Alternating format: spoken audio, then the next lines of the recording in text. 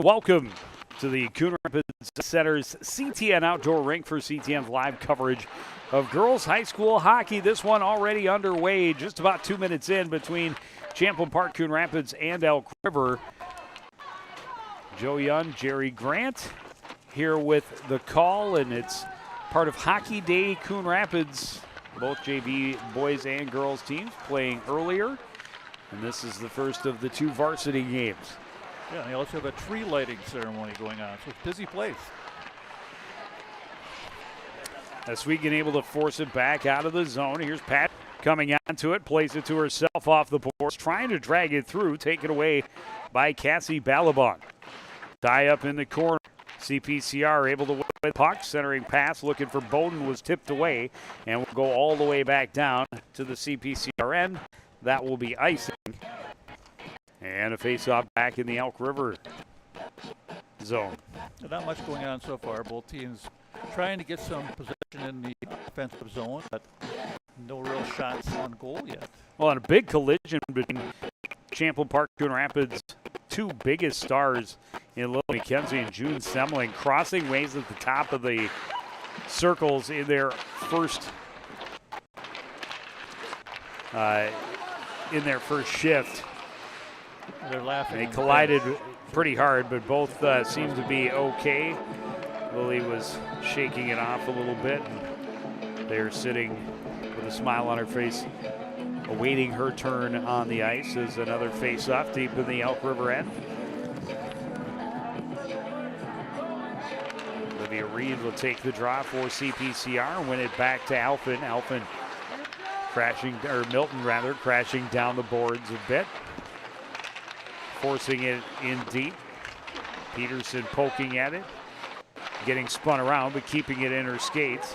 Reed there to support. Poked at by Avery Anderson. This fourth line getting the job done for CPCR. And Jerry, that's important. This top line is elite for CPCR, but they need to get contributions deeper in the lineup before they get to February. Absolutely, and that's why they're letting that fourth line play a little bit here, get them in the game, see what happens, see if they can find a way to improve and add to the team as they move along. Good strong forecheck on this shift, and there's McKenzie running into Bernovic now at their own blue line. CPCR able to maintain possession. Zahalka will send it up the middle, tipped away before it gets to Bernovic. Flipping it back in the other way is Jaden Peterson, carries behind. Lost the handle as she went to pass. Collected by Zahalka. Ahead to Bernovic. Bernovic one-on-one down the right wing, looking for Semling. Trailing the action, kicked out front. Semling gets a stick back on it. Back out to the point. Alphen will shoot through traffic, and it's sucked up by keeper Abby Huslett. And I think that might be our first shot on goal.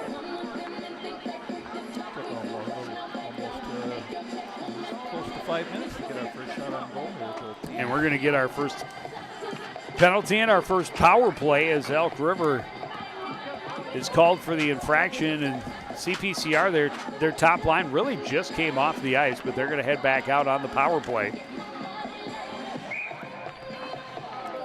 Well, let's see what they can do. They need to keep working on getting power play goals. That's one area I'd like to see them do better in. They have the talent. They just need to find a way to set up with that puck around. Abby Hansberger called for roughing. CPCR wins the draw. Bernovic circles at the point, hands off Semling.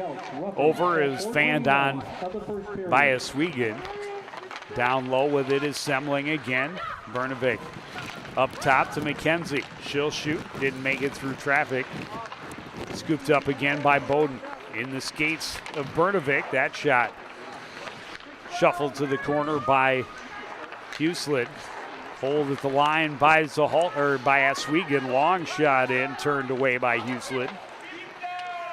And retrievals for CPCR. That's such a huge part of having a successful power play. Little reverse up top. Shot by McKenzie, turned away by Huslett. And another retrieval by Bowden and CPCR. Shot from the boards into the midsection of Huslett. She'll hold on, and the second unit will come out 58 seconds into this player advantage for CPCR. Well, pretty good. Like I said, good puck possession, moving the puck around the perimeter. I'd like to see them get it more in the middle to get more of a quality shot. They had some outside shots outside the dot, but those are easy for the goaltender to save. Another strong puck battle one, sent just wide.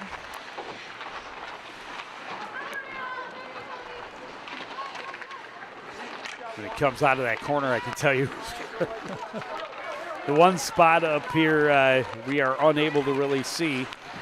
Good effort from Peterson, held off though by Alphen. Yeah, that's the one player that the CPCR team has to watch. Remember her last year, she had a really good game here. 9 points to lead the way for Elk River.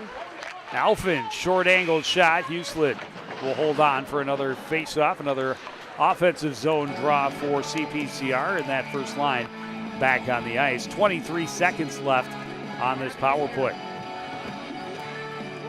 Well, they're getting shots. It's not the ones they want yet. They're going to get that puck again to the middle, see what happens. They're going to draw and move it around. 5 shots on the power play, just over 90 seconds, though, after, as you mentioned, a long time to get the first shot of the night. And the pass to the point evades McKenzie back into her own zone. Across for Brnovic. Brnovic couldn't control the bouncing puck. Scooped up by McKenzie, poked off her stick as she enters the zone. Settled now by Semling on the wing, put it out front, and Bowden just couldn't quite get a blade on it. Elk River able to break the zone. Quick regroup. Semling trying to dance her way in.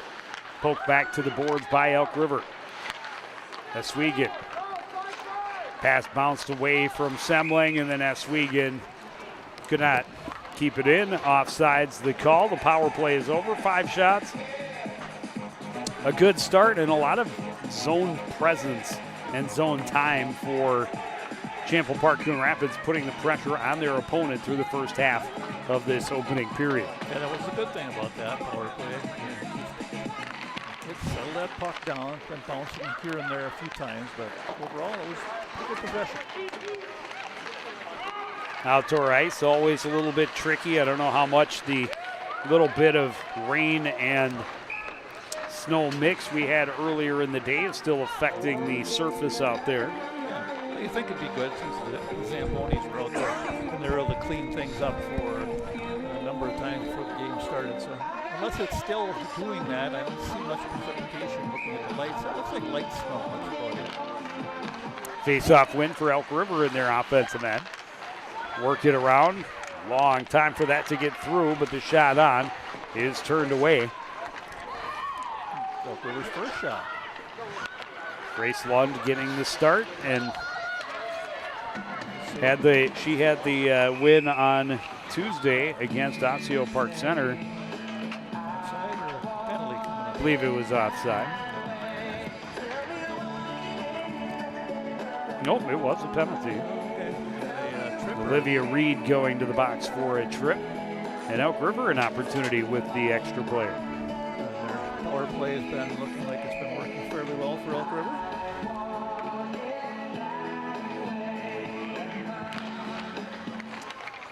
And another face-off win. Quick shot. Lund the save and the cover. 22.7% of the power play. That's not too shabby. Anything over 20% is workable. That's 7:20 of the first period. Face-off win for CPCR. Played out past the defender. McKenzie turned it on the Jets, trying to pull it through defender number 2, unable to do so. Elk River rallies back to the puck and regains possession. They'll start out from behind their own net. Poked into the zone. Peterson will recover in the corner, play it back out to the point for Alm. Alm had it knocked off her stick by McKenzie, giving chase far side, pressuring Stanislawski. Stanislawski got it back in the zone and just far enough out of McKenzie's reach, and that is a trademark of Coach Todd Gutterman's teams. They like to pressure shorthanded and really make it difficult for their opponents to even gain possession in the zone. Yeah, it's a heck of a way to kill a penalty because Elk River has not had a chance really to set anything up. Bowden with a strong hold at the line. There you see she and Easton on the boards, taking up several seconds. And then a good stick on the shot attempt by Belladol, sent it wide. Alphen gets to it behind the net and sends it all the way down. Yep. Smart play. Alphen just relieve the pressure, get some people on the ice that are fresh. Milton stepping up. Here's Easton, high slot. A rebound chance sent just wide. Bowden behind the net. Sends it to the corner. Easton pressures. They got 3 players in on the attack, and they're winning the puck again. Bowden through traffic. A tip right in front by Easton, but the save by Huslett. Huslett's been strong. She made some good saves. Best scoring opportunity of this power play for Elk River goes to the shorthanded CPCR squad. Long pass doesn't click at center. This is going all the way down. It will be icing as the penalty expires, and we'll see if the home squad gets a little bit of momentum out of that. Good kill and a good opportunity created by that second line on the PK. Yeah, the kill was good. They were aggressive. They were getting the loose pucks first. They were pressuring Elk River, not letting them have any time and space, which is hockey 101, as we've said many times.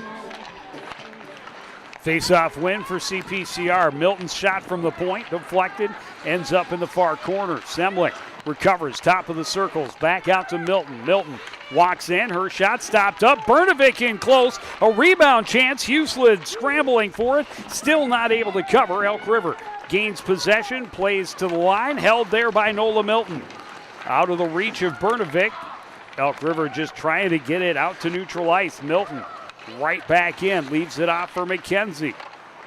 Sends that in, it was going wide, poked into the corner by Huslett. Bernovic recovers out to the point for Milton.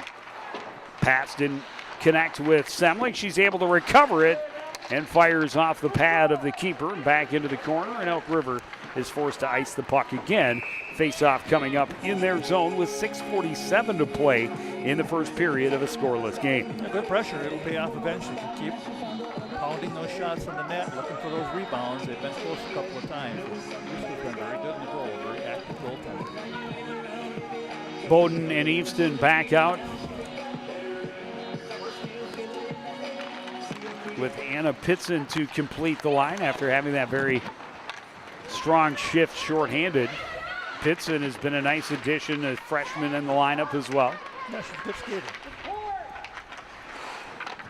Played out front, poked away by Huslett. Elk River just sends it out to neutral ice. Gets behind Pageant. On the go is Peterson. Her shot up and off the mark.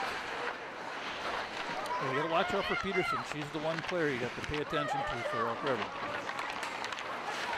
Turnover at the top of the zone. Roth a chance, the save by Lund. Tie up in the far corner.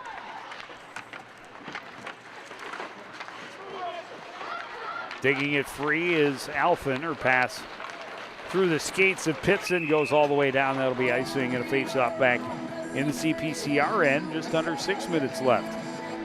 Well, CPCR has the advantage in shots. They have over 10, and Elk River is up to about 3 or 4 now. But Elk River has some strong play on that first unit. Peterson's been very good so far. You see her speed all the time when she's on that ice.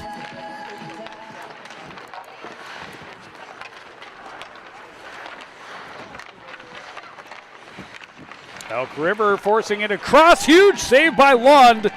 Right on the doorstep, an opportunity for Maya Brunel. And Lund able to come back across after CPCR lost a puck battle right on their own goal line. It was played through the crease. Lund able to track to her right, make the save. Yeah, she stayed tall and was able to block that puck. Very nice play by Grace. False start on the face-off. It's awful nice to have a second goaltender who can come in and give you minutes and play well. Face-off win for the Elks. Played to the corner, out of the reach of Oswego. Back through the blue paint. Centering attempt by Elk River. Poked at along the near boards. Milton gets it ahead for Semling. Semling with speed down the wing. Walking in, shoots and scores! And CPCR is on the board with 5:18 remaining in the opening period. Yeah, June had a 2-on-1 there. She looked off the defender to let her know that she knew there was a player there, maybe pass the puck. And the defender went that way and let Champlin go all the way in on the goaltender. Got a nice shooting angle inside the dot in the middle and buried it short side. What she does, Joe. Now leading the team with 22 points, tied for team lead with 12 goals. She and Mackenzie both came in with 21 points, right back on the attack, and staying strong in the net under pressure is Abby Huselet, able to come up with the stop on the second opportunity. Well, that's good. Get the first one now. You get some more pressure, try to get the second goal behind that goaltender, get her to doubt herself a little bit. She's doing a little equipment tussling to buy herself another 30 seconds. Slow it down. Yeah, especially when this top line is out there for CPCR. Off the face-off, Semling plays it out to the point. The shot deflected out front, did not get in on goal. Elk River back the other way. Long shot from just inside the line by Mogren, blocked to the corner. Mackenzie gets around one and then lost it in the skates of Bernovic just outside the blue line. Elk River able to force it back in. Alford stops up in the corner. Bernovic trying to hit Semling, sneaking behind the defense, and she's able to battle for the puck, win it, and score her second of this first period. Just like that, CPCR is up by 2. Well, June Semling did not give up on that puck. She was able to stay with it, get the bounce, eventually get behind the player, behind the defender, and once again get in all alone. And when she's in that spot, she's deadly. And again, that top line strikes and puts the team up big, or at least by 2. Feels big through this first period that they have controlled the action. Huselet has played very strong for Elk River. But you give June Semling 2 opportunities to walk in on her own. You're asking an awful lot from your netminder. Oh, absolutely. And the good thing for CPCR is the fact that they did score the first on the second goal, because you hate to go in the locker room for 15 shots to like 5 and be tied or down. So 2 good goals. Easton gets it ahead. Pitson one touches across. Alphen battling for the puck. Bowden had a touch. Easton from a ways out. Deflected in on Huselet. She's able to hold for a face-off. 4:01 to go in period 1. Good idea by Easton. Had open shot, had a lot of traffic in front. She put it on the net for a rebound or a tip. It's good to see CPCR roll their lines right now, Joe. Everybody's getting out there. Shifts are kind of short for a lot of these lines, and they're just able to keep playing everybody, wear them down. Belladall into the zone, at her pocket pick by Easton. Loose puck scooped up by Bowden behind her own net. Draws the trip, and CPCR is going back on the power play with 3:40 left. Now with a 2-0 lead. That first power play, we talked about it. A lot of shots, from some of them from a ways out, but good pressure and really good momentum built off of that power play. Coach Bellinger is not probably happy with an offensive zone stick penalty there, because his team is now scrambling, they're on their heels, and you put that power play unit out there again, which is clicking, which is what we wanted to see out of them today, and so far they're meeting that challenge. A minor penalty has been assessed on the Elks. Yeah, they gained a little bit of momentum with a strong power play, and then a great penalty kill. And since that time, CPCR has really owned the puck, created a lot of chances. Shot from a ways out by Mackenzie, deflected and misses wide. Clear up the boards is not going to get past the line, but Mackenzie unable to settle it, and it's sent the distance by Elk River. Bernovic hands off for Lily Mackenzie. She's got speed through center. Into the zone, trying to drop off for Semling, missed the pass. Scooped up by Bernovic, up top Eswegan. to the right face-off dot. Circles back toward the board. Up top for Lily McKenzie. Her shot is blocked. And Elk River able to scoop it out to center. Peterson will relay it in on Grace Lund. Fumbled it a little bit, but friendly faces in front of her means it was okay. A fortunate time for the bad bounce. Bernovic all the way to the other end. Protecting the puck through the corner. Will leave it back. Semling out front.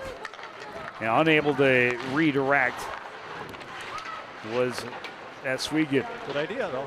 It was open.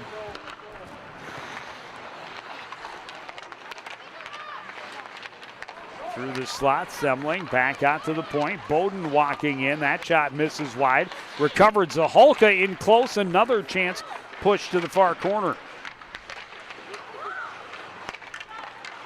Collected again.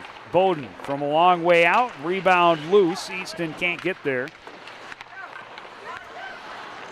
Another hold. The deflection hits skates. Zaholka sends it just wide. The net comes off. The whistle blows. The penalty has expired. I think it was a good thing that came off because Elk River was under siege there. CPCR was able to roll their lines, get a second shift out there, and keep the puck in the offensive zone. And they were firing pucks on the net. I'm running out of ink in my little chart here because I have a lot of dots for shots. They have been busy, especially the second half of this period. Again, it took 4 minutes before we really saw a shot on goal. And since that time, that was also when we saw the first CPCR power play. They put 5 shots on goal in that first advantage. Unfortunately, came up empty. But again, that really is where they started to draw some momentum, is strong special teams play, both on the power play and the PK. Out of the corner, Bowden at the top of the circle had it swept off her stick. Zaholka recovers from the blue line, is shot in, sticked away. And we're under a minute left in the first period. Zaholka had it handcuff her a little bit, pokes it back down into the corner. Bowden had it knocked away from her. Elk River will reverse to the far side. And once again, Coon Rapids Alm behind, lost the handle. should be able to roll their line out there, Joe. Milton jamming along the far boards. Played out to center. Reed can't control. Zaholka sweeps it back in her direction. Poked into the corner by Olivia Reed. She gets chased. Tried to center off the side of the net. Another centering attempt. And nobody able to get a stick on the attempt.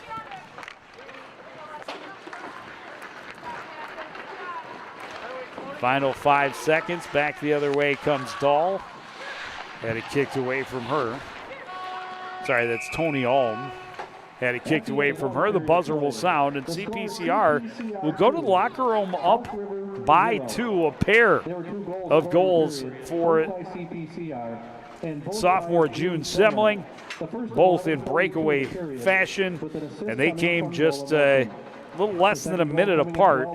That's the difference through 17. We'll take a break. Be back with period number 2 after this. You're watching CTN coverage of Hockey Day Coon Rapids.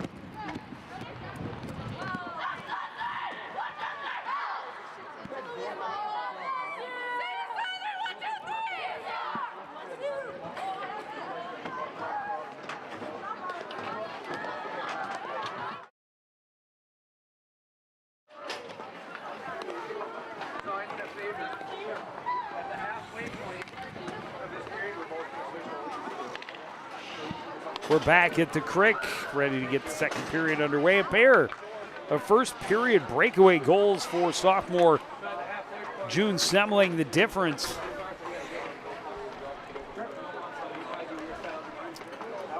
I look at the schedule for Elk River, and they played a 3-2 game against Maple Grove. They're outshot 48-14, so the goaltender is factor for Elk River. 15 saves in that first period based on our statistics. Chopping it free, McKenzie sends it across. Bernovic races onto it down the right wing. Into the corner, collects off the end boards. Out to the point, Milton stepping across, back down low. Semling a shot, a goal, and she has the Natty Hattie just 25 seconds into the second period. Yeah, I really like that pass. It was a beautiful pass coming down and Semling skating the circle. She's able to get that puck in stride, able to turn, get her body squared to the net, and she rifles it in again. Like you say, her hat-trick goal.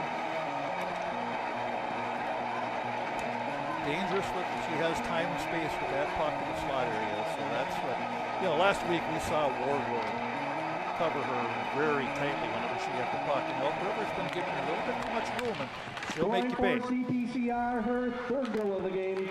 Number 21, June Semling. Goals 12, 13, and 14 on the year here in game number 11 of her sophomore season. Semling converted it in Milton at 25 seconds of the second period. Elk River looking to respond. Good pressure in deep. Lund sliding across. 5 saves in the first period for Grace Lund. Not a lot of quality opportunities for the Elks. Tessa Bowden down the right wing or left wing. Bumped into the corner. Puck kicked free. Pitson gets there first for CPCR. Staying in the battle with Peterson along the end boards. Bowden into support. She ties up with the defender. Kick free. And it will come out to neutralize Peterson. Racing onto it. Alphen staying with her. Poking at it. Peterson sends it across the ice. Pitson will recover off the boards. Play it up and out. Looking to spring Lily McKenzie, who's out for a double shift at center. Top of the circles. That shot from Mogren was kicked into the corner. She's there to recover it herself. Scrum along the wall. Kicked out to the blue line. Held there by Hannah Drake. Zahalka pokes it back the other way. Nola Milton sends it through a seam, but that's going to go all the way down and will be icing for CPCR. Yeah, I'd like to see the defense for CPCR. Once in a while, hit those shorter passes. She had good support on the left side there, but she decided to go for the stretch pass. But You got a player moving 5-10 feet in front of you at full speed. Get her the puck right away, and you're easily out of the zone and attacking.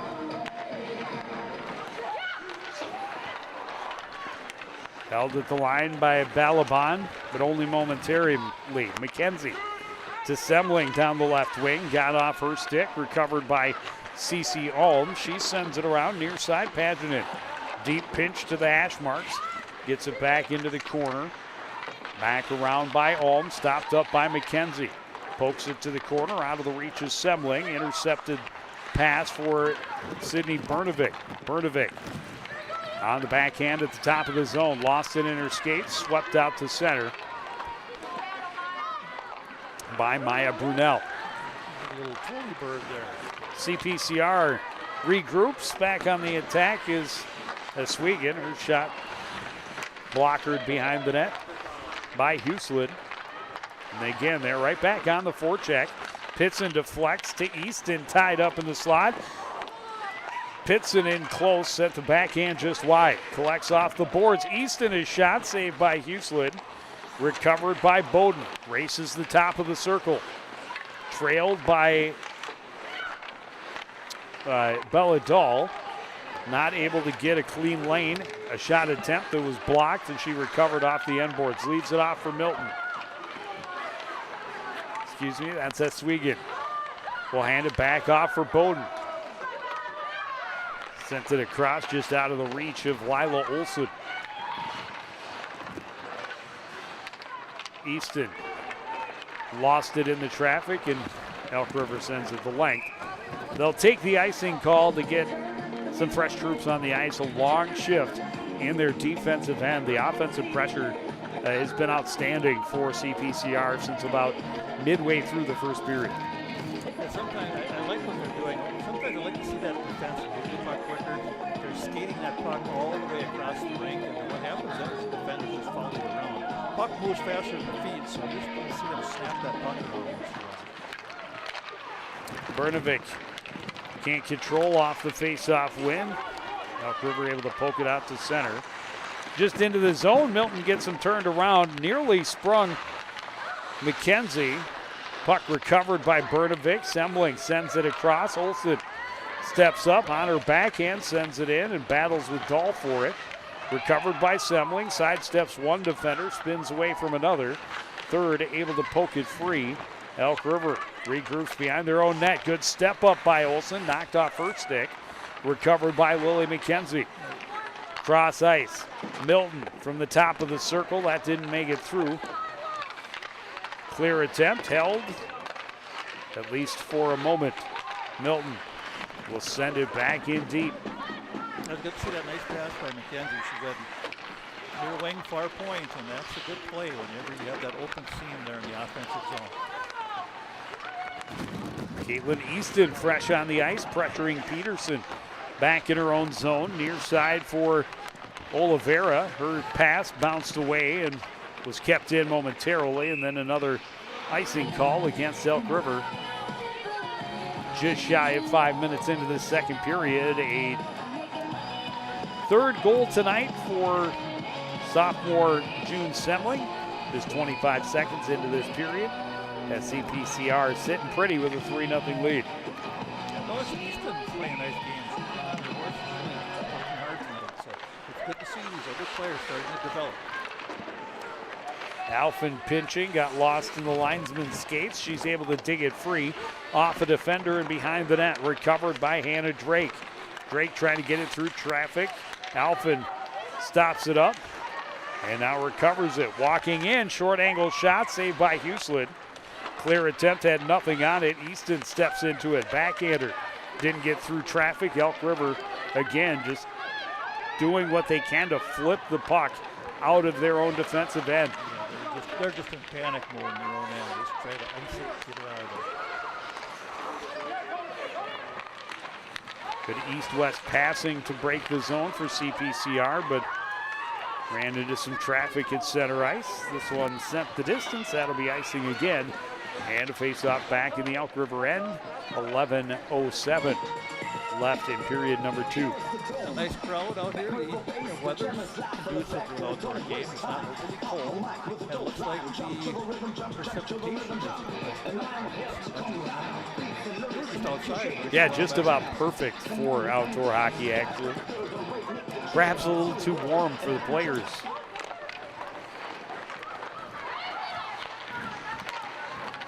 This one sent out of the zone again by Elk River, tracking it down in her own end is Kylie Eswigan. She'll retreat behind her own net, stop up there, and hand off to Lily McKenzie. She lost the handle, able to recover, sends it out through center. Semling trying to poke it along, couldn't get it through the Elk River defense. Olsen gets it to McKenzie, but offside. Wayne Pass didn't have enough pace on it. Stop at times. Offside, luckily for Elk River, because again, It was a great look.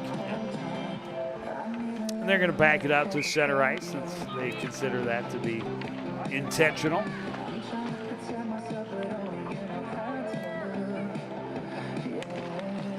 Tie up off the draw. Brnovik tried to reach in. She could not dig it free. Elk's able to gain possession, sent in deep by Brunel.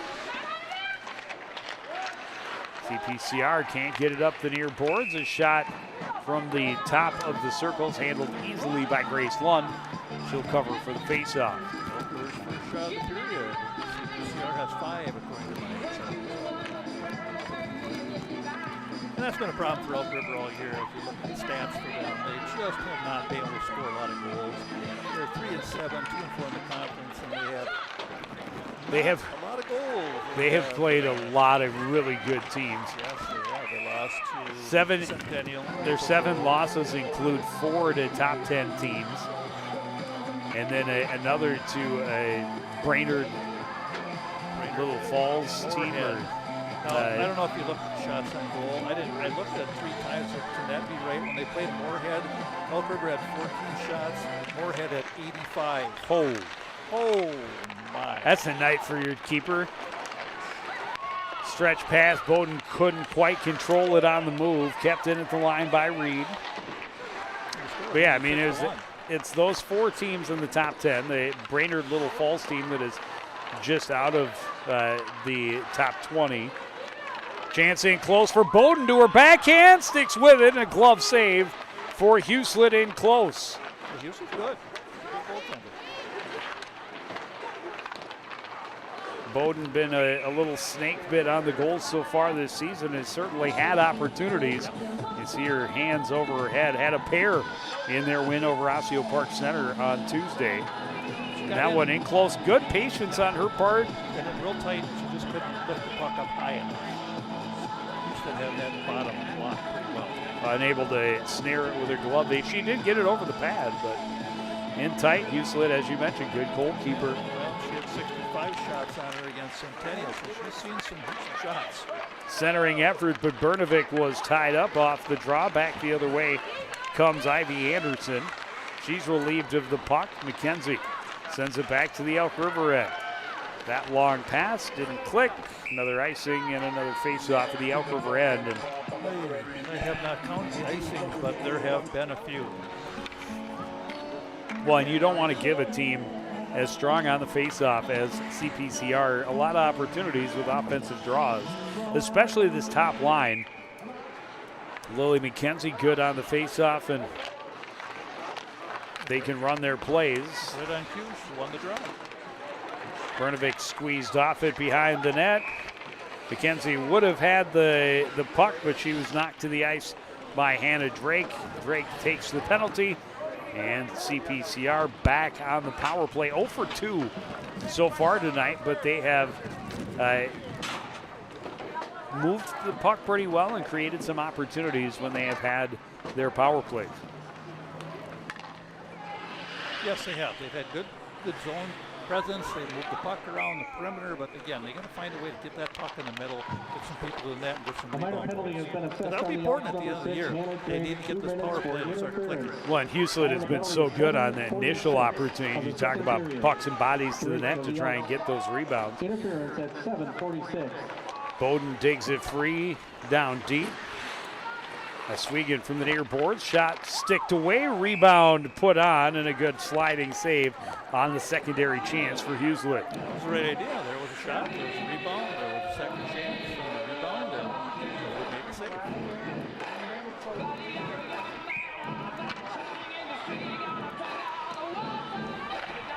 Bowden able to win the draw. Up top, McKenzie. Looking for Bowden on the redirect, just fanned on it a bit, able to recover it off the end wall. Sweeps it around for Sydney Bertovic. Cross for McKenzie. Down low, Semling. Turning away from the pressure, up top, Bertovic back for Semling on the left side. McKenzie up top. Pressured by Peterson. Stops up along the boards, back for Semling at the top. Straight through on goal, kicked away easily by Hugheslet. Centering attempt went off a skate, and Hugheslet had to stay sharp. Keeps it out, but McKenzie keeps it in the zone. Walking in from the faceoff dot. Shot was blocked, secondary shot was as well. She sticks with it, McKenzie has it again. Off the boards, but that's going to be a turnover. Peterson able to chip it out to center. Not far enough for her team to get a change, though. Bobbled on the far side by Bernovic, and that allows Elk River to get it all the way down, and at least a couple up front for Elk River able to get a change. Under 30 seconds remain in this power play for CPCR. Again, good power play, good zone time, but not enough good shots. Well, and some good saves. And a good penalty kill, really, for Elk River. They also, like CPCR, pressure the puck well, make it difficult, keep you on the outside. Chance for Easton, looked high on the short side, and sent it over the net. Bowden recovers, plays it back in deep. Penalty is over. Just the 2 shots for CPCR on the power play, but almost 2 full minutes of offensive zone time, and it continues now with some tired legs on the ice for Elk River. Turnover as Pitson holds it in, gets it to Easton. She's outnumbered in the corner, and Elk River able to come out to center. Play it all the way down on Grace Lund. She will cover it up and allow her team an opportunity to make sure they have their line straight. And that's Elk River's second shot of the period. And it came from center ice. So you've got to like the defensive effort so far. Looks like we have a goaltending team.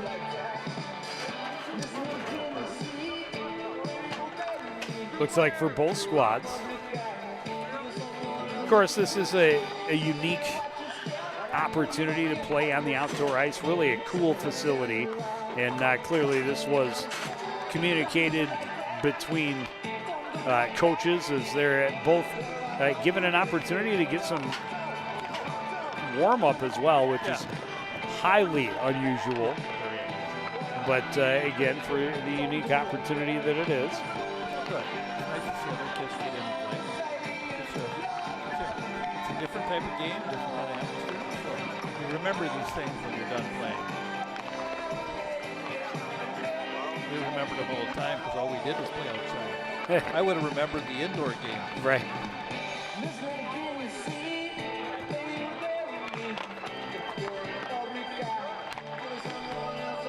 Look, the joy of this outdoor game is it's basically indoor ice. It's conditioned, it's got Zambonis that come out and flood and scrape the ice every period, so it's nice ice. It is. It is a fantastic facility. I remember when Crick was built, thinking why would they not just go a little bit extra and put a second sheet of indoor ice, but the outdoor, it is a pretty special atmosphere and a lot of fun to play on this ice, to practice on this ice, especially on a night like tonight where it's clear, it's in the high 20s, it's warm enough that you can come out and watch a game and not be absolutely fighting the temperatures. It's a little breezy out tonight, but we couldn't have asked for much better. Mid to high 20s through the end of the boys' game tonight. Most of the people are just around the boards right now. I don't see a lot of people by the fires. A couple of people hanging out, pulling their mittens up a little bit.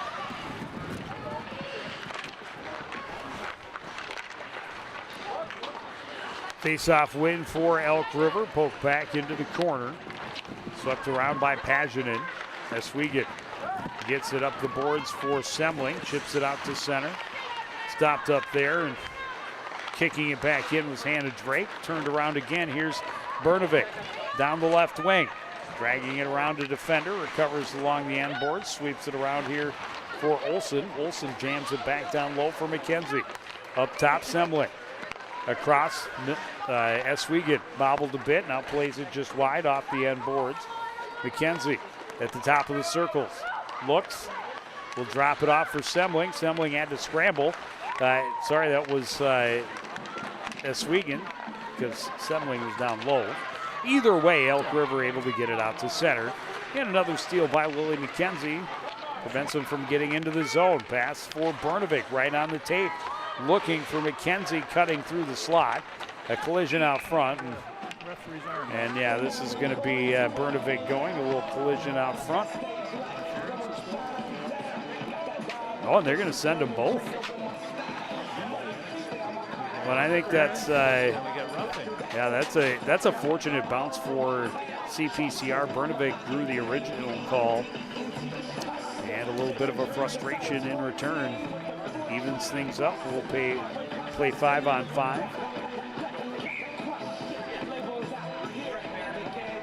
Players just get an extra rest because it doesn't affect the 5-on-5 play. High school hockey. Coincidental minor penalties have been assessed to CPCR's number 17. Bowden gets it down low. Easton is shot, sticked away by Huslett. Bowden battles and steals the puck right back. Long shot in. Good traffic out front. Pitson couldn't quite get a stick on it. Pageant pinching and carrying in behind the net. Out to the point. Milton will give it back to her at the circle. That shot sticked away by Huslett. Some real good cycling coming out of those board areas. Bowden back to the corner, tried to send it across the top of the crease, and no white jerseys could get to it. Peterson on the move, gets in behind a huge save for Maddie Wastrel, and that's how you enter a game. The first look you have is the other team's best scorer on a breakaway. And she stood her ground. Peterson had a little bit of a puck that was bobbling around on her, a little bit bouncy. I don't think she settled it the way she wanted to. She got in, but she got a good shot.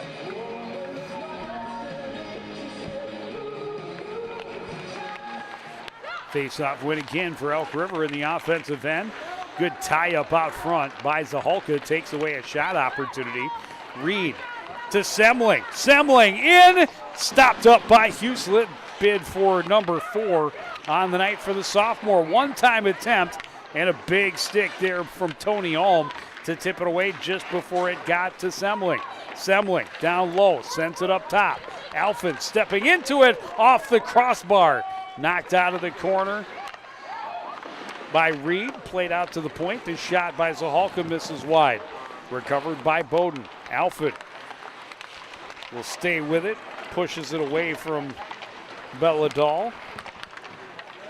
Out front in the slot, in close. McKenzie couldn't get control. An opportunity for Zaholka is turned away. McKenzie out to the point. Another great shift for CPCR in the offensive end. McKenzie waiting, scoring. Lily McKenzie finally dents the net. Her 13th of the season. Yeah, it was just a matter of time. Again, the CPCR squad held that puck in, kept cycling it around, using the boards, moving it down low, finding ways to just keep that puck moving, keep players rotating, and eventually there's an opening in the middle, and McKenzie saw that. She walked to the middle and waited out the goaltender, and that was a rude awakening for our goaltender, who I think just came in for Elk River. Yeah, Sophia Fredensburg. Yeah, so she gets to see that line in her own end for about a minute and a half straight there. Yeah, we talk about Wastrel. Her first look at the puck is a breakaway for Peterson at the other end. Yeah, Fredensburg had a lot to look at as it circled the zone repeatedly before McKenzie finally put it past her. I'm getting dizzy watching that go for a minute and a half. Here we go again. Hits in ahead for Bowden down the right wing. Bowden trying to slip it through the defender. Held off well by Hansberger. Gets it back from Alphen. Tipped away. And then this one is sent the length of the ice. That'll be icing against Elk River. 3:03 to go here in period number 2. A goal in the opening minute by June Semling, her 3rd of the night. And then a goal just a couple of minutes ago by Lily McKenzie. The CPCR has doubled its lead here in period number 2. Milton. That wide open point on the other side. McCartan, you got to call for that puck. And if you're Elk River, that is one thing you can absolutely not afford. And it's going to be Hannah Drake going for the 2nd time this period. Nice stick. Well, part of that's frustration. It's hard to watch players just skate around you and move the puck around you for a minute and a half straight in your own end without touching it. A minor penalty has been assessed on the Elks, number 6, Hannah Drake, 2 minutes for high sticking. In that case, The time of that penalty is 14:09 of the 2nd period. CPCR looking for their 4th win in the last 5 games. Only loss over the last couple of weeks, a 1-goal loss to Warroad, where they had the lead. They did. Late in the 3rd period. Talked to Coach Gutterman between periods tonight. He said it stung a little bit. He felt that the tip for the tying goal was a high stick. Yeah, they thought so. The referees did not. It was one of those judgment calls. It was a nice, quick one-time shot and a quick tip, but sometimes those don't go your way, unfortunately. But they lost to a good team. Warroad definitely is a team that you'll be seeing, I think, in the state tournament with a chance to win another one. 3-time defending state champions. CPCR controlling the zone, but not able to get a shot off. Great hold by Oswego. McKenzie down into the corner, and we got a penalty away from the play again. It's got to be against CPCR, and it is. June Semling going for the elbow. We'll play 4-on-4 for a minute 23.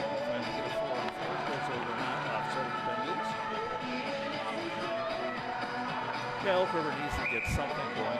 Get shots on goal, and then you have 3 for this period.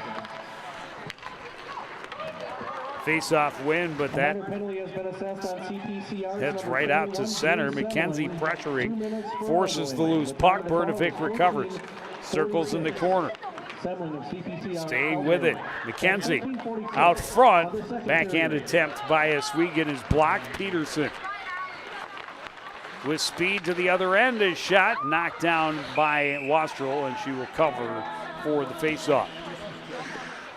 I'd like to see Oswego take that shot in her forehand. She was right in a beautiful spot to shoot in the middle of the 2 dots there, and she went to her backhand. Shoot the forehand, crashed the rebound. Trying to get around, make that one last move to get a cleaner look. That doesn't always work. Shoot the puck. Long pass ahead, skips off the stick of McKenzie. McKenzie gives chase, gets a stick in against Hansberger. Hansberger able to win possession. Now Maddie Mogren to center ice. Poked away from her by Oswego. And now a steal by Tessa Bowden. Bowden will skate through center. Tipped off her stick, she recovers. Plays it back for Oswego. Oswego steps in, her shot misses wide. Alphen pinching, but can't keep it in. Back in her own end is Caitlin Easton. 10 seconds left on the Elk River power play, or penalty. Then they will have a short power play. 38-second power play. Oswego tied up in the corner, and it is now an Elk River power play. Good job, guys. We can just tie the puck up, get some time off the clock. Elk River able to send it back in deep, but unable to control. Callie Alphen will send it 200 feet. One last rush for Elk River. Hansberger from behind her own net. And they've done a good job thwarting Elk River's power play because that's where Jaden Peterson has most of her goals. And in fact, all of them. She has 3 goals on the power play.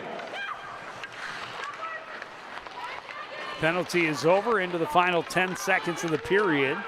Semling with speed down the wing sends it through the slot, but nobody there. One last chance. Bernovic fanned on it just in front of the buzzer. But another 2 goals in period number 2. CPCR in control 4-0. You're watching Hockey Day Coon Rapids on CTN. Don't forget to check out the silent auction. There's also a gift card raffle in there. Great chance to win a whole bunch of gift cards. So check it out in the lobby here on Hockey Day Coon Rapids. Scoring here in the second period, it was June Semling scoring her 3rd goal of the game at 25 seconds. The assist going to Bernovic and Milton. The 4th goal was Lily McKenzie unassisted at 13-13. That makes it 4-0 after 2.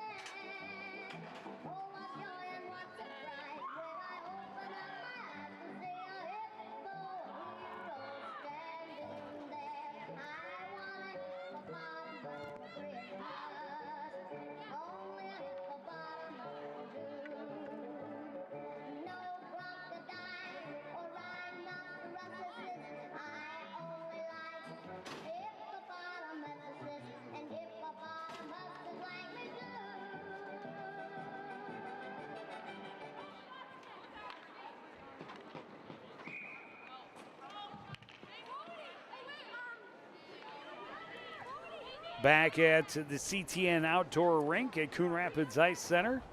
Ready for puck drop on period number 3 of the varsity girls contest between Champlin Park, Coon Rapids, and Elk River. First of the 2 varsity matchups for Hockey Day Coon Rapids. June Semling from behind her own net. Bernovic ahead for McKenzie through center with speed, trying to dance through the defender, but a good stick from Tony Alm. Knocks it into the corner, tied up there. Elk's able to win possession and get it back to center. Good steal from Sydney Bernovic. She could not dance her way through. Sent in on the backhand by Reese Fidel, and there's a penalty, roughing. Sweegan's going to go. Looks to push there as that player was heading to the net. Well, you got to protect the keeper, but yes, you do. But at the same time, you'd rather not give away the power play to Elk River, as we've talked about. Yeah. Pretty good special teams, but a lot of momentum for CPCR off of a PK in that first period really helped them break this one open. Peterson trying to settle the bobbling puck, pressured by Alphen, sends it back in, and now swung around by Thinnell. Behind, centering pass, gets all the way up top. Shot through traffic, Wastrel makes the save and covers up. Good idea by Elk River. Swung the puck around to the weak side. Right away looked up the middle, saw that point open, gave her the puck, shot a goal, but no traffic there for Elk River.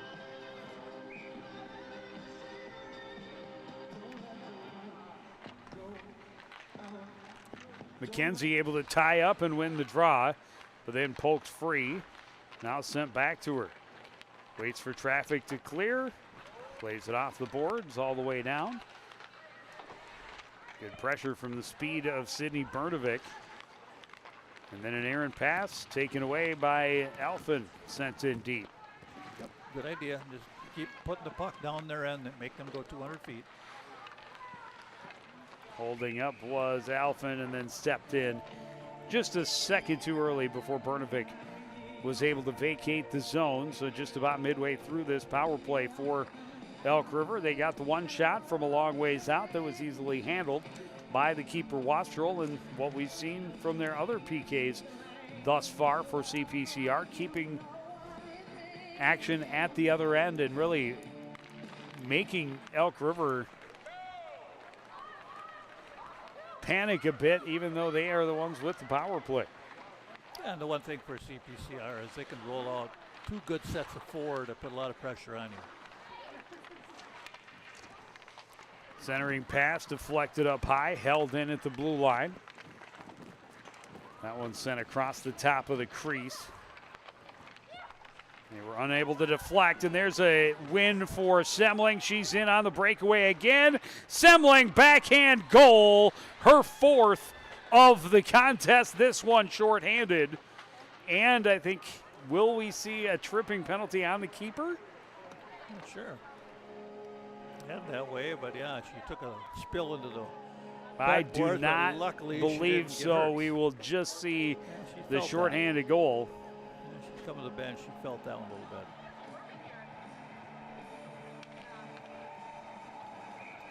But yeah, they're able to find her again. She used her speed to get behind the D, and when she does that, she was able this time not to shoot the puck like she did the other time. She actually put a nice move on, got the goaltender down, had a wide open net. Puck up and out of play. Face off in the CPCR end. 26 seconds remaining on the penalty to Kylie Oswego. Yeah, a shorty, so special teams come through. That's good to see. And if I remember my rule book right, I think if you get to 6, it's running time. Correct. So one more goal and things will fly fast.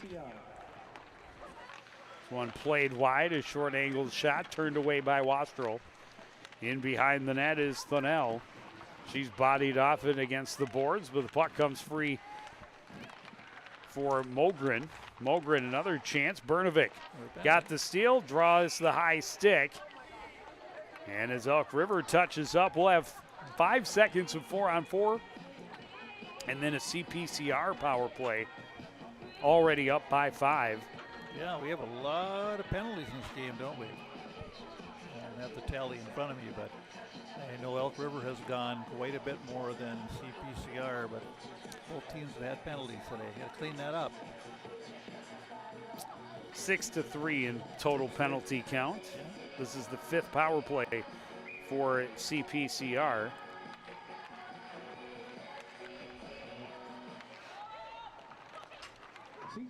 Have yet to see a power play goal. We, of course, had the offsetting penalties in that second period. Yeah, like we've talked about, with a team with this much skill, you'd like to see them score a little more on the power play. Bernovic end-to-end out front, and it's broken up just before Semling can take the one-timer. McKenzie circles with it at the blue line. Bernovic back to her. One-timer, didn't have a lot on it. Pretty easy stick save for the keeper, Fredensburg. One-time opportunity. Fredensburg shuts the door again. What a nice save. Centering attempt, broken up. Elk River able to send it back to the CPCR end. Lily McKenzie shovels it out to center. Semling will collect it off the boards. Send it in on goal. Fredensburg softens it up and then hops on top. Face-off in the Elk River end. 55 seconds remaining on the penalty to Maddie Mogren. Yeah, CPCR just needs to keep working on things. Get the second unit out there. Give them a chance to see what they can do. Pitts and tie up on the try. Elk River able to jump on it, force it out to center. Milton closes things off just inside the blue line. Elfin back the other way. She'll stop up, take the shot, short side, misses wide. And Milton recovers off the boards. Up top, across for Elfin. Into the middle, and it bounces away from Pitson into the corner. Under to 30 seconds to go in the power play. Down low for Easton. Easton leaves it there. Shot right into the midsection of Fredenberg, and she holds on for the faceoff. Not too bad. Pitson couldn't just shorten her stick a little bit. She was staying a little bit tall, and that pass kind of handcuffed her. Sometimes you got to bend down and use your hand to slide in that stick to get that lie on the ice of the blade you want. Little things, little skills to work on. Face-off win for Pitson. Stepping in is Alphin. Circles into the corner. She goes down. Keeps control of the puck. 10 seconds left on the power play. Tied up, taken down in the corner. Another penalty upcoming. Out front, Pitson sends it just wide. First penalty is over, but as soon as Elk River touches, a shot from a sharp angle from Easton, and now they touch. And CPCR right back on the power play. Much to the goaltender's chagrin down there, she just put her stick on her hands up on her mask and was kind of going, oh my.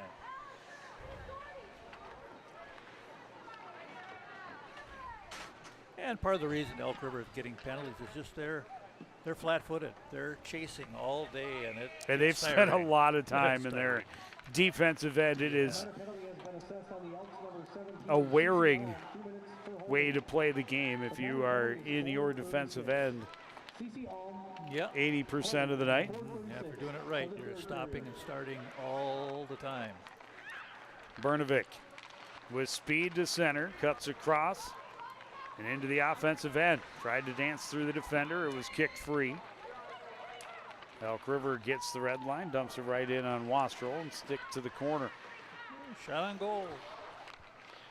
Their third. Bernovic's pass out of the reach of Semling.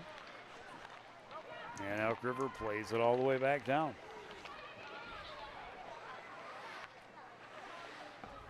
Okay, 13. Let's see if they can get the breakout going with speed at that time. Zahalka into the middle, reaching for it. Semling able to recover it. The pass bounces away from Bowden. It's in the zone. Elk River able to control, and they will send it back down. Just over midway through this power play. CPCR has really struggled to even gain the offensive zone. Yeah, their breakout has not been very crisp on this power play. Most of the night we've seen a power play that has been dominant in the offensive end, just unsuccessful in cashing in. Shot from a ways out, a rebound loose, but poked just wide. Fredensburg had no idea where that puck had gone. Out to the point, walking in, Milton, her shot blocked, and back out to neutral ice. Yeah, she made that extra little move, and that gave the defender a chance to get in their lane. Milton ahead. Easton got spun around, couldn't control, shoveled back out by Hansberger. Milton in her own end. Near side for Zahalka. Got away from her, and that will do it as Elk River clears it all the way down. Penalty is over. We are back to 5-on-5. 0 for 7 on the power play. If we have 7 of them that were naturally power plays rather than 4-on-4s. Something to work on. Zahalka couldn't get the shot off. This one poked through by Pitson, pushed to the corner by Fredensburg. Elk's able to play it the other way. Alphen touched it, so icing waved off, and Wastrel covers up as Peterson was quickly approaching just under 10 minutes to go. CPCR trying to close out their 3rd straight win and 4th in the last 5. Yes, because they have some heavy hitters coming up again. I think we talked about Minnetonka coming to town next week. I know they're Saturday. They are in the very not too distant future. If it's, it could be a week away. That sounds about right. Well, that's how you become the best, is by playing the best. Yeah, and so far this year when CPCR has been playing the best, they haven't had the results they've wanted. The one game against Maple Grove, they had the result they wanted, but Hill Murray didn't go very well. Centennial didn't go very well. And War Road didn't go very well. Well, and War Road, a questionable. It's a good game. But questionable deflection, perhaps, that led to the tie goal. And again, it was a game where they got the tying and game-winning goals less than a minute apart. Yeah. But Elk River just a parade to the penalty box here. Yeah, they just get this over with. In the 3rd period. The best thing that could happen is CPCR scoring this and get the time running, because you know they like playing hockey. They're probably enjoying the experience of playing, but you just, oh my goodness, here comes the fans coming with their shirts off. I don't believe it. Tough people coming in now for the outdoor game. It must be really warm out there. A minor penalty has been assessed on the Elks, number 8. Well, heading to the fire. Another power play. Well, I think that's the boys' team, actually, out for their pregame jog. Good for them. Getting warmed up, as they say. Yeah, and some deeper power play units out. Long shot in. Oswego, a rebound, push just wide.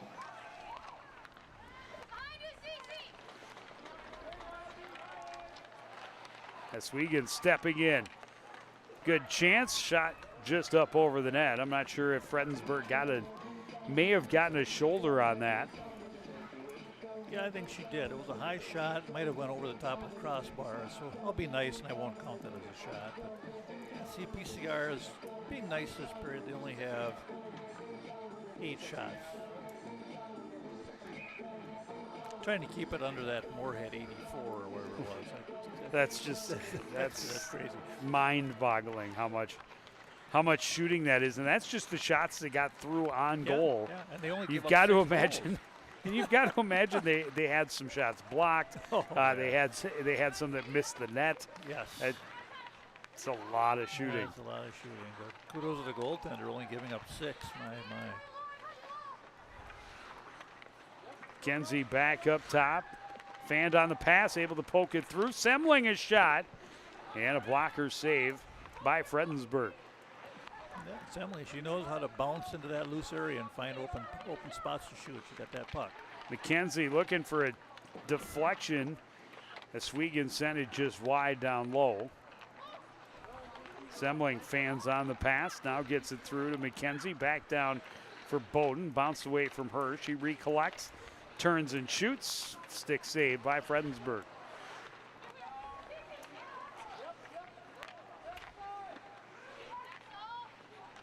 Strong shot. Stopped up by Fredensburg and the clear by Elk River.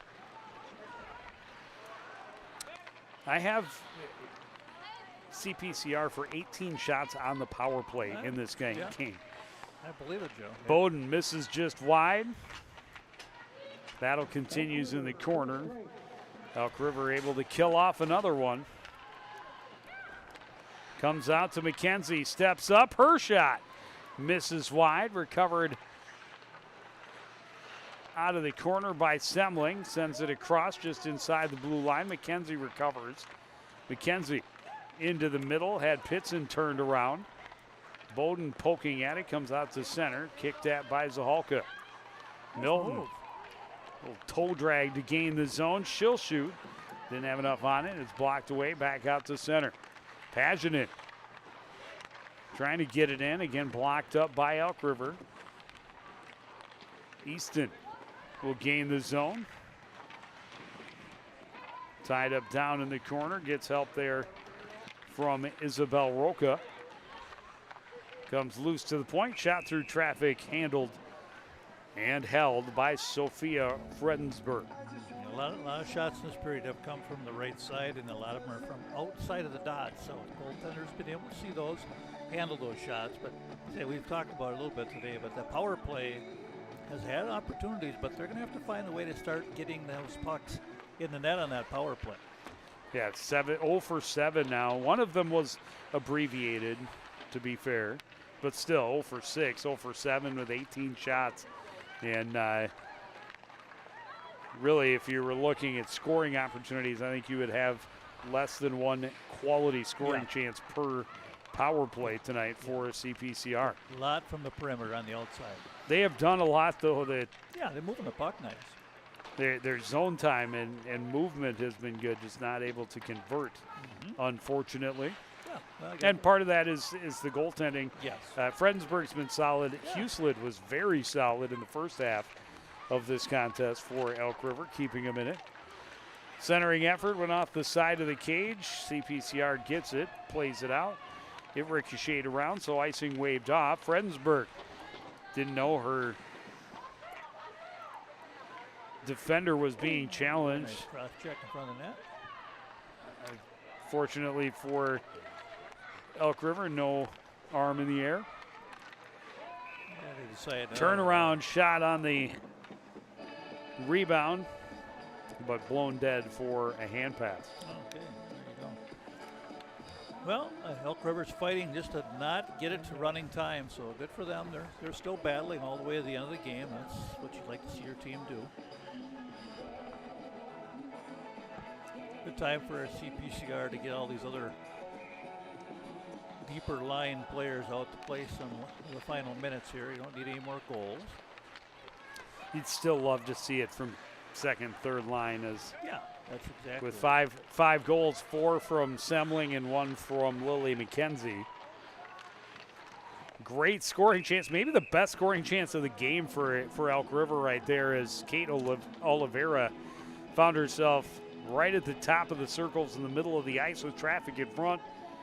But Maddie Wastrel saw it right into the web of her glove. Yeah, okay, and here comes the first line out again.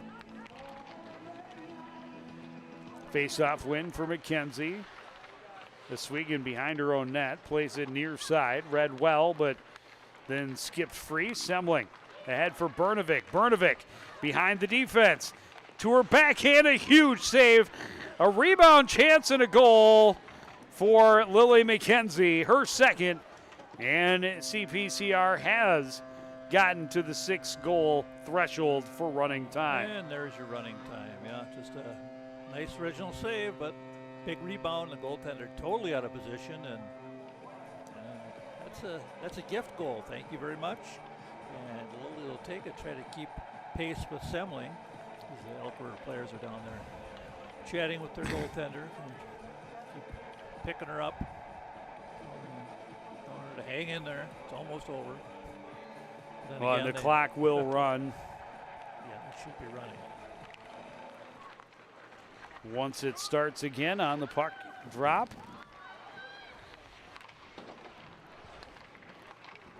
Barring a timeout or an injury. And here come the CPCR girls on the attack again. Semling denied. Rebound got past her. Zahalka pitchforks it back into the corner. McKenzie trying to dance between a couple of Elk River defenders. Support comes from Brnovich. She digs it free. Walking in, Bowden. Huge save by Fredensburg. Bowden able to recover. Bowden dancing, shooting. Went off a skate, ended up in the far corner.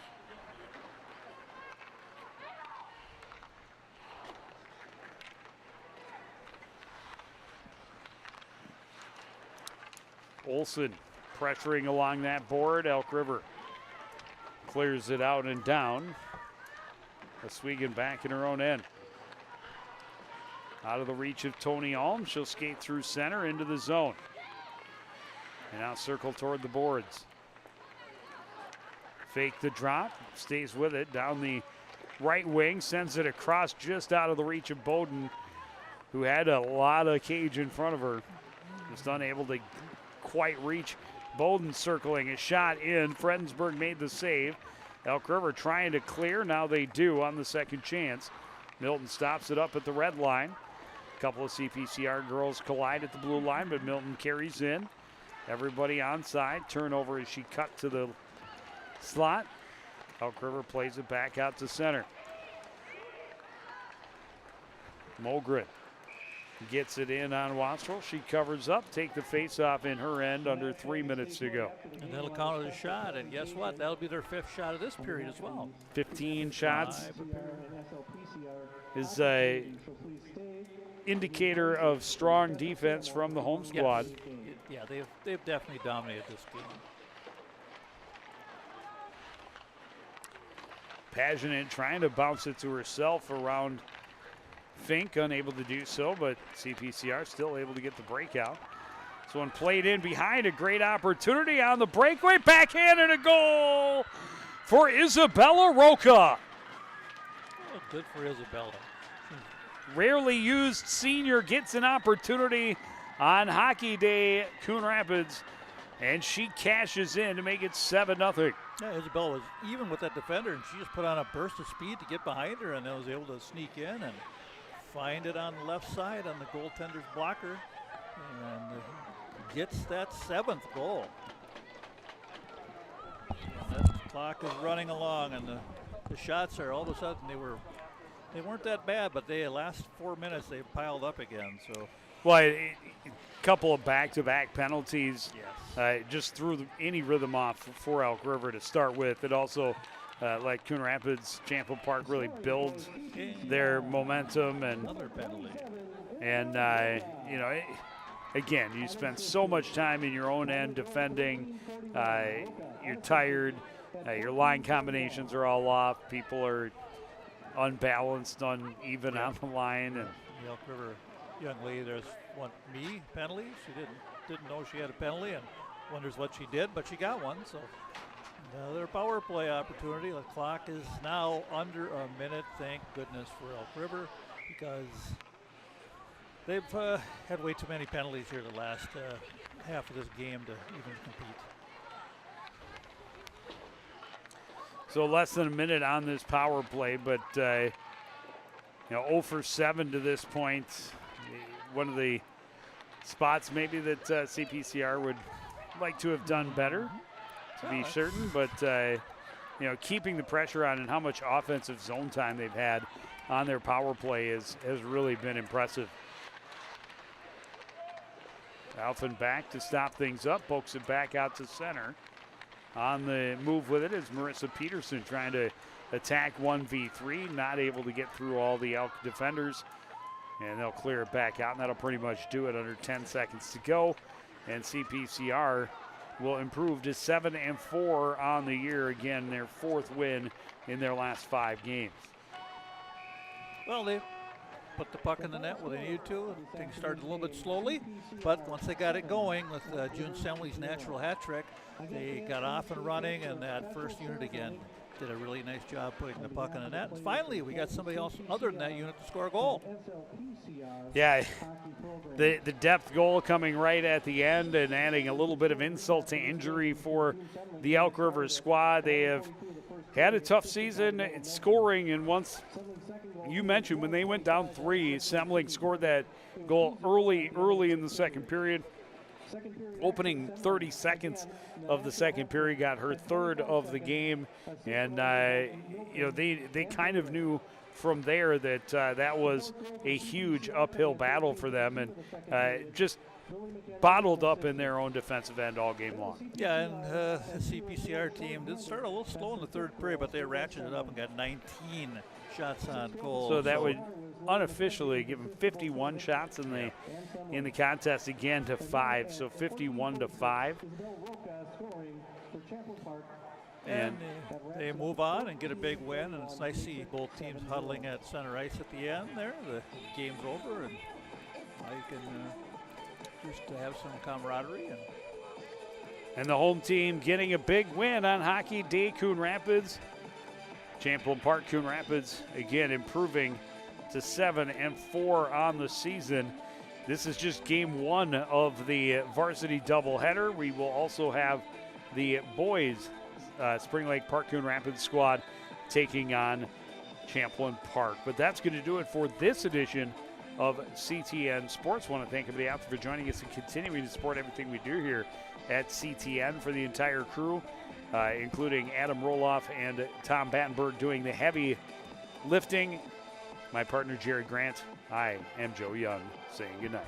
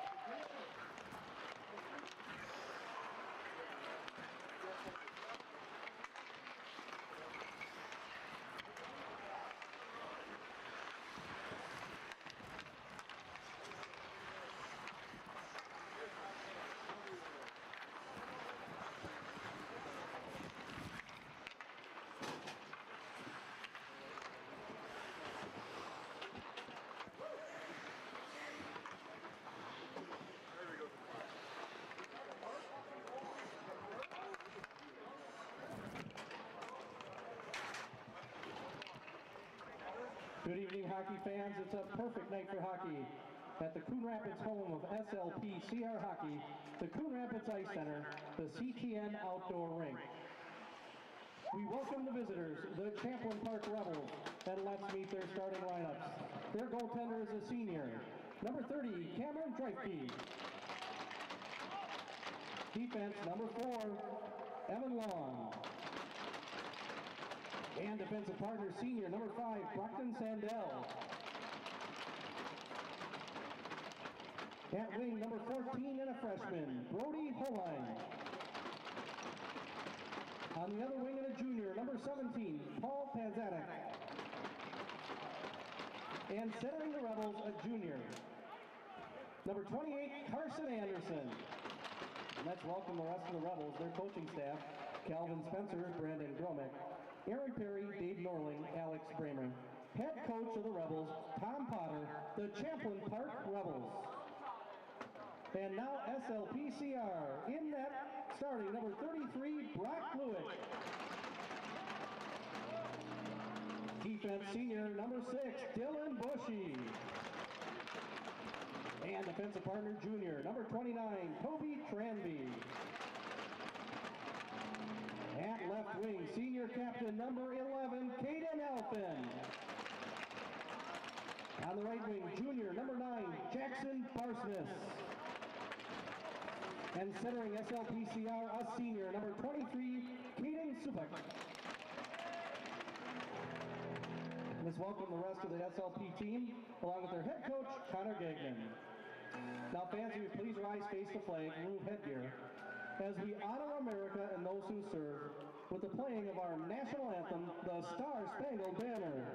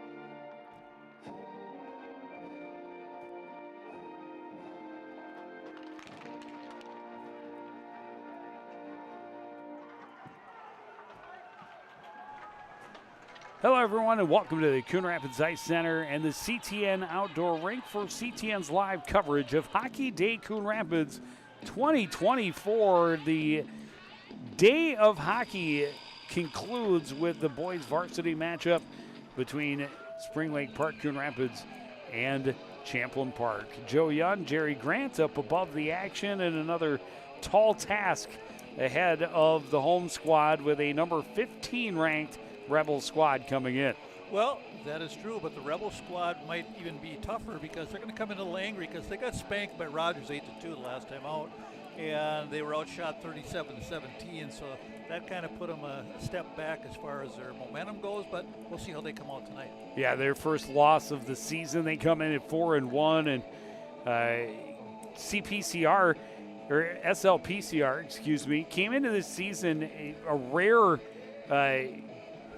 scheduling situation where they played 6 of their first 7 at home to start the season, and this is the last of those 6 games. They're just 1-4 in games on home ice so far. One of their 2 wins coming their lone road game against Lakeville North. They have 7 of their next 8 on the road. Their only home game in the next month after today is a January 2nd game where they host Waconia over at Fogarty. Yeah, well, we saw them lose 2 one-goal games at home, so they were on the short end of a couple games, but they've been in them. Well, we talked about it too in the games that we've covered. You know, the combination of the two programs gives them a little bit more depth and ability to be a little bit more competitive than either would have had they not formed a co-op. Puck lost in some padding. SLPCR able to get it into the zone. Barsness pressuring on the forecheck. Alphen there to support. Puck comes free to the line, chipped in by Bushy. And Bushy got chipped down to the ice there. No call on that one.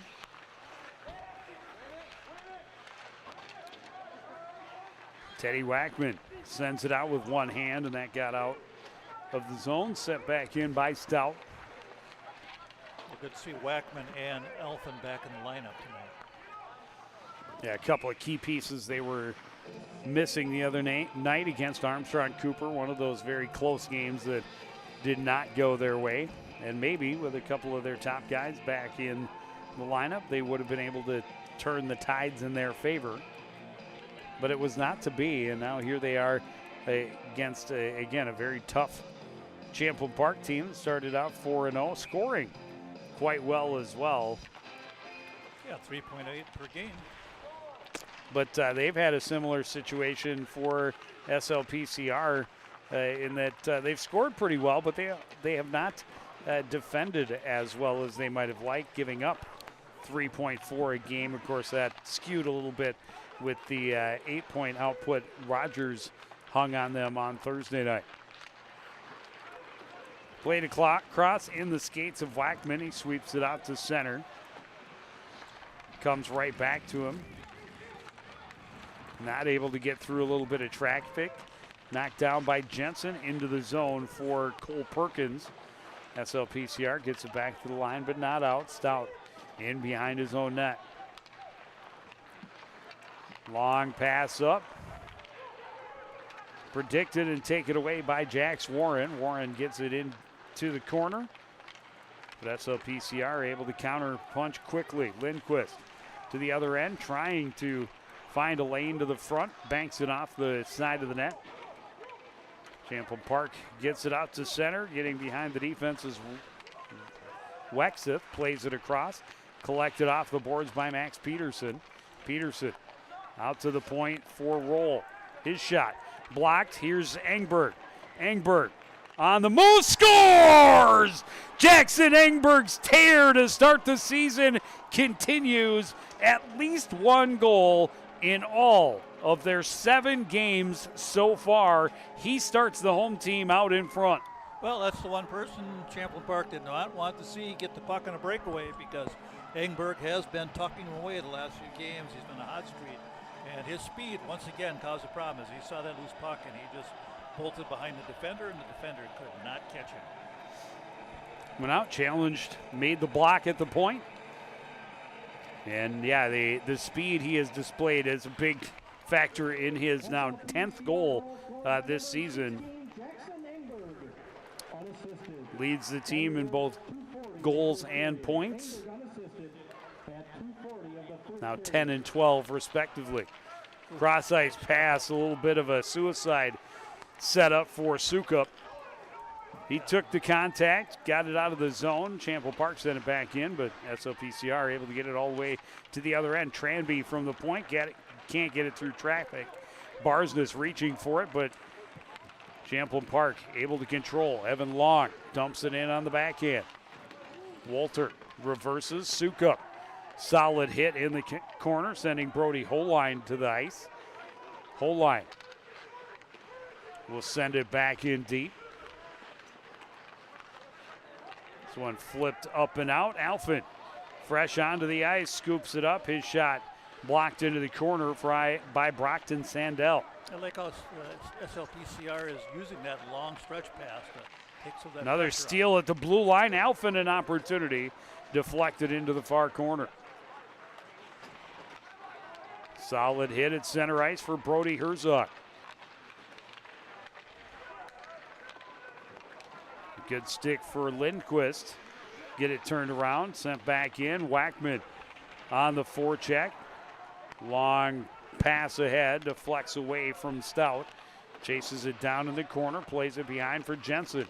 Jensen double team behind the net, but got it ahead for Wackman.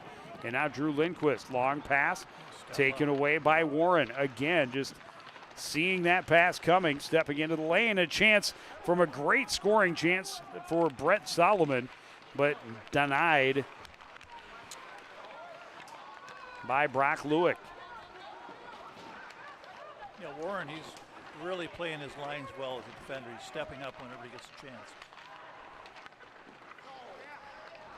Snuck Solomon in behind the defense. The pass could not get to him.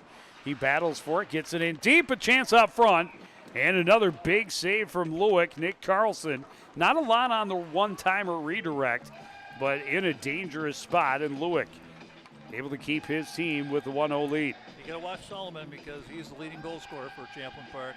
The Rebel has 6 goals, 4 assists, 3 of his goals on the power play. So hopefully the SLP-CR team will stay out of the box tonight. Face-off win for Andrew Clark. Champlin Park able to pressure and come up with the steal. Reversing is Pazandik. He's tied up in the corner, kicks it free for Peterson. Out to the line, and that one, that's a terrible call on the blue line. It was definitely out. Yep. But I guess a good step up by Peterson to keep it in, or by Long rather to keep it in. Long with it here. Chips it off the boards.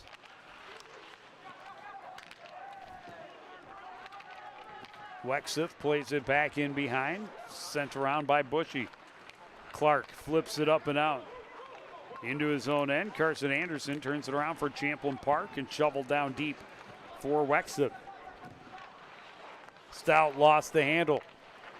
Turnaround chance, a one-timer missing wide for Holine. Took a heavy hit but got off a strong shot. Yep, better watch those turnovers. Holine jumping in, gets a steal out front. That one just under the stick of Carson Anderson in a great spot. A couple of good setups that Champlin Park has just misfired on. Yeah, their forecheck caught defenders off balance there, and they almost had that wide open man right in the slot. Jensen sends it back out to center. Rebels regroup at their own line. This one comes in on Lewick. He just plays it back out to center. Alford scoops up the loose puck. Chopped off his stick as he entered the zone. Rebels regroup off the near boards. Bushy steps up, gets it back in deep in the Rebel end. And it hopped up and out of the play into the bench. 10-11 to go.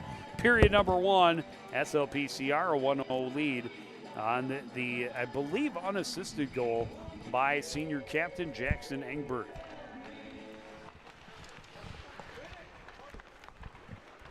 Yeah, good start for SLPCR to get the lead on a very good team. That one in Bushy's feet and now sent in deep. Good numbers for SLPCR, able to get it out. Sent right back in. Rebels have to tag up. Tranby off the boards. Sent right back to him by Evan Long. Tranby kicks it ahead and into the zone. Good hold by Lindquist. Can't get it deep. Sent back out by Evan Long. Stout forces it back into the zone. Long pass into the zone. And a good chance for Solomon, turned away by Lewick. Yeah, they saved by Lewick. He was all over. Oh, there's a check from behind. Jump check. I don't know if I'm going to call it. Should have. There we will see first penalty of the game. It'll be a cross check against Champlin Parks. Spring Lake Park Coon Rapids will get an opportunity with the power play, already up 1-0 here just about midway through this first period. Yeah, that's a penalty you don't want to see your players take because from behind, and there really wasn't much happening out there at the red line, so a little more discipline. A minor penalty has been assessed on the Rebels, number 4. Shot from a ways out, misses high. Time of the penalty is 7:48. Long of the Rebels off for cross-checking. It's 7:48 of the first period. body checks in this game already. Clark, Lichter back to Clark, down low. Engberg out front. That skipped through the crease, and Champlin Park able to clear. Lichter from behind his own net. Cross for Clark, has to recollect it into the zone. Tried to leave it off there. Solid hold from Lichter, and now able to be swept to center by Jax Warren. Yeah, Warren, he lays the body on. He's a big kid. Sukup gets around the corner, lost the handle behind the net, tried to center. That's broken up and sent all the way down to Brock Lewick.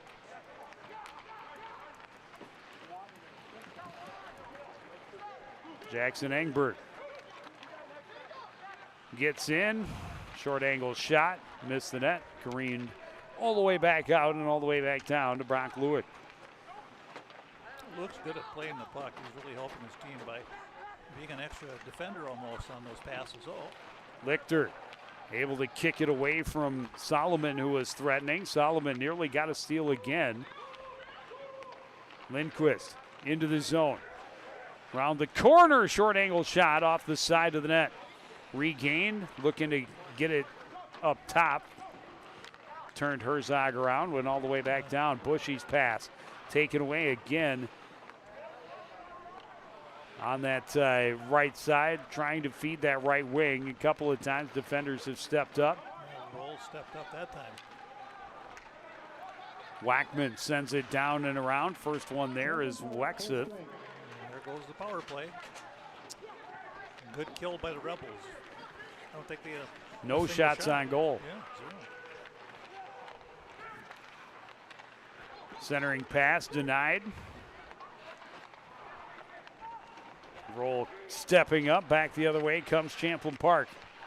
In deep and around behind the net, Peterson had it knocked free. Nobody there on the far wing for SLPCR. This one chopped up. Wackman swats at it. Herzog recovers at center.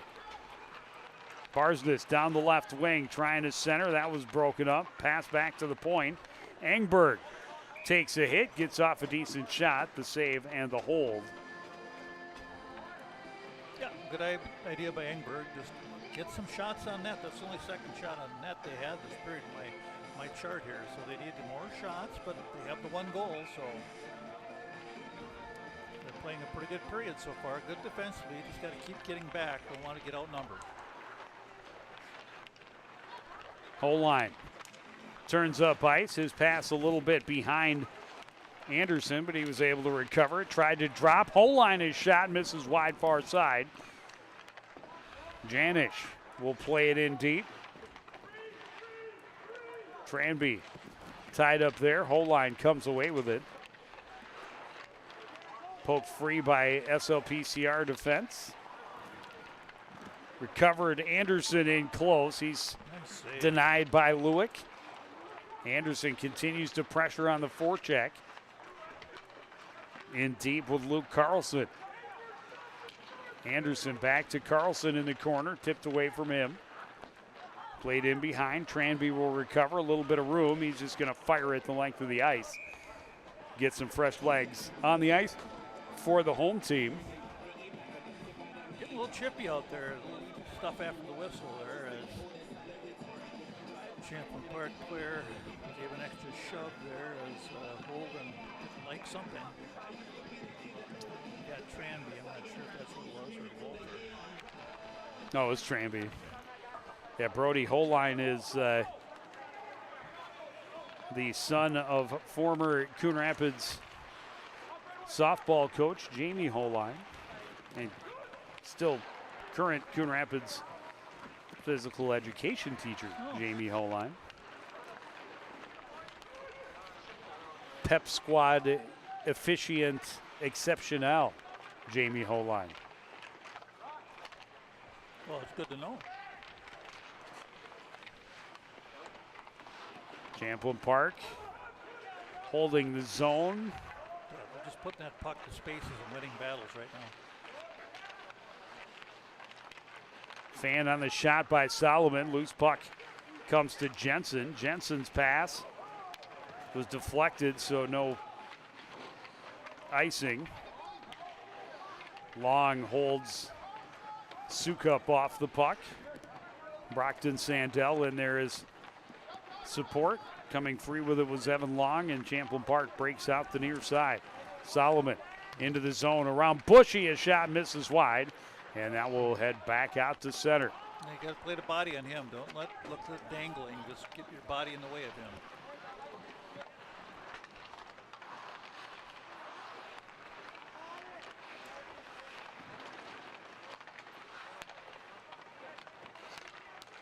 SLPCR finally able to force it back out to center, and then pitchforked right back in by Max Peterson.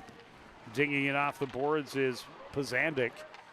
He has it in the far corner, tries to reverse. Bushy couldn't control for SLPCR. Scooped up there by Wexeth, out to the point. Wackman tried to poke it past Janisch and couldn't. This one tipped down by Herzog, icing waved off. Kept away from Engberg on the forecheck. Back to Warren. Warren circles, staying away from Engberg. Sweeps it around to the near side. Poked at by Jensen. Wackman in there as well. Wackman a quick shot. That misses wide to the far corner. Warren will recover there and just send it the length of the ice. That'll be icing and a face-off back in the Champlin Park end. 3:08 to go. Period number 1. The only goal so far for SLPCR captain Jackson Engberg, 2:40 in, blocked a shot, got in on a breakaway and buried it. His 10th goal of the year. He has scored in all 7 games so far this season. Yeah, he's doing a fine job of putting that puck in the net. They need somebody to do that, and he's the one.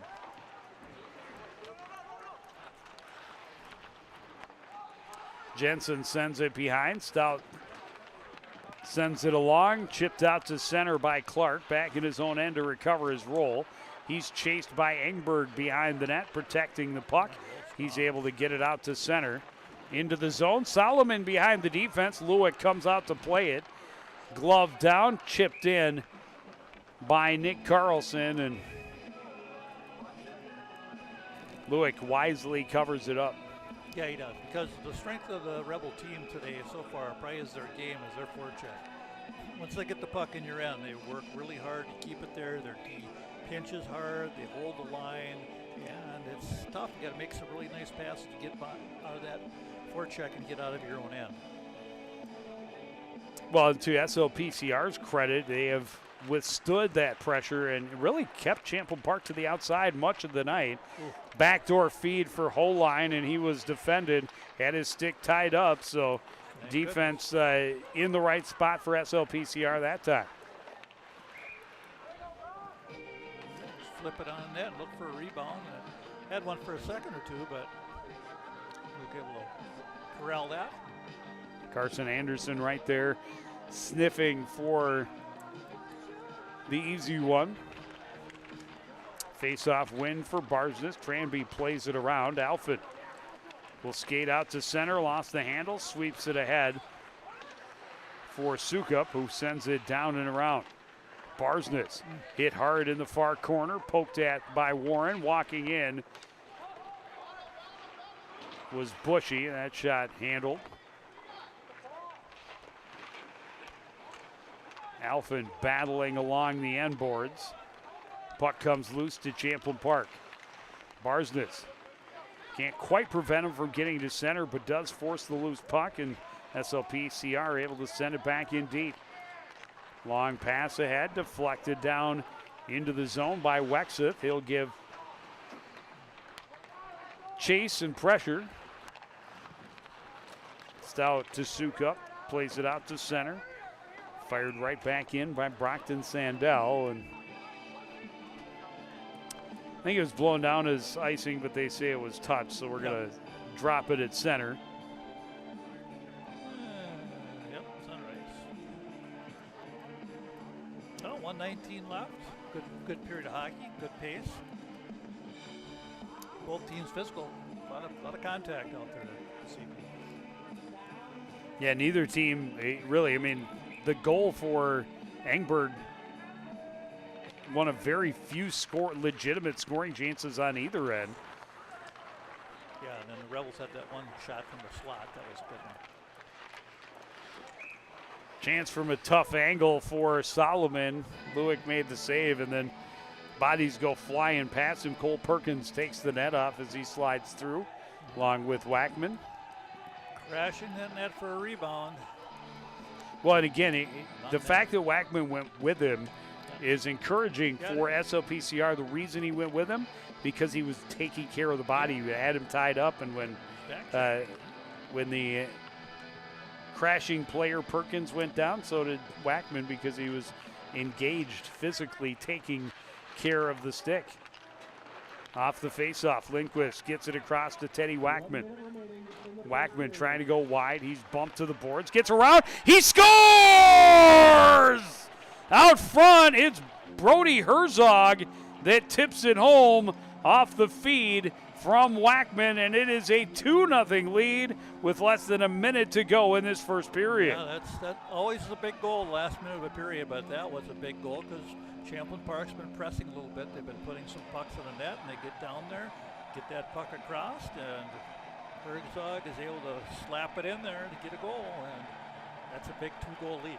Well, Wackman really withstanding the hit along the boards. I was just going to say, he's been a little snake bitten, still looking for his first goal this season. He was, I think, 47 points last year. He has yet to light the lamp. That will be his 6th assist.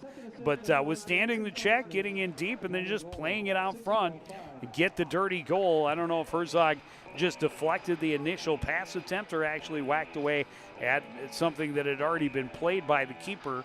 And unfortunately, in the single camera mode, we're not able to get multiple replays.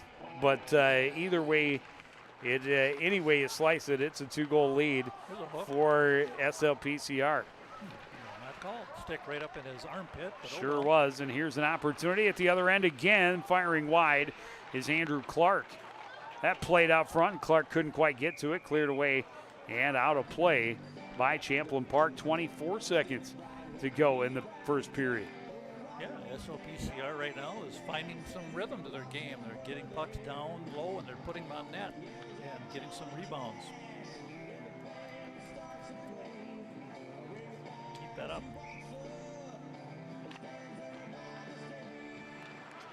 Rebels win the draw, flip it all the way down ice. It's going to come right in on Lewick. He will cover it up. Solomon there to keep him honest. 15 seconds left. Yeah, the Rebels get what they want. They get a draw on a long flip out.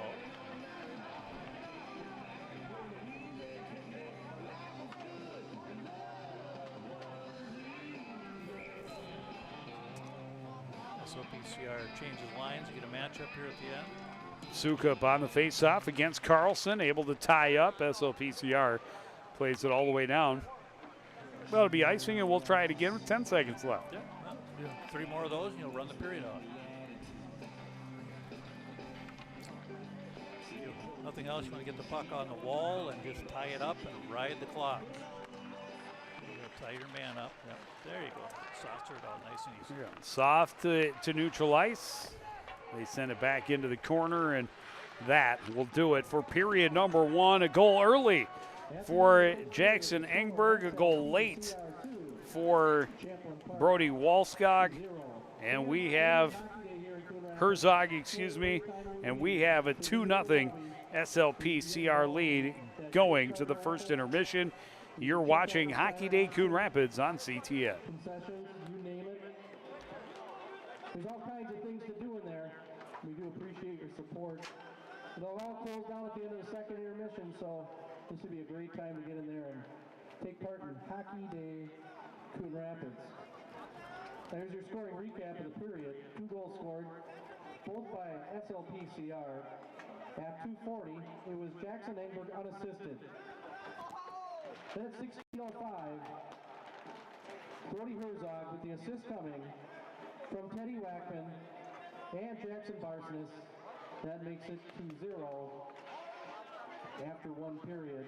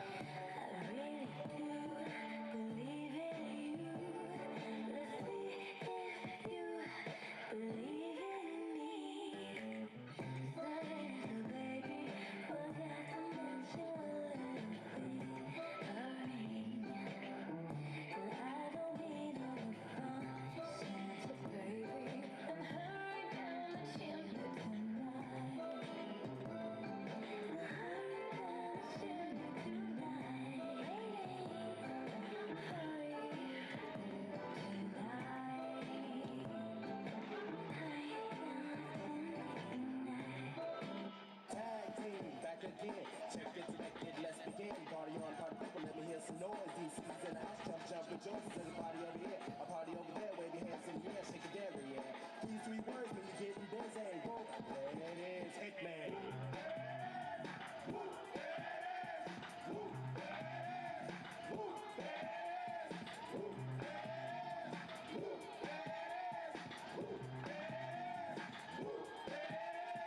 Upside down and inside out. I'm about to show all you folks what it's all about. Now it's time for us to get on the mic and make this motherfucking party hot. I'm taking it back to the old school, cause I'm an old fool who's so cool. If you wanna get down, I'm gonna show you the way. There it is, let me hear you say.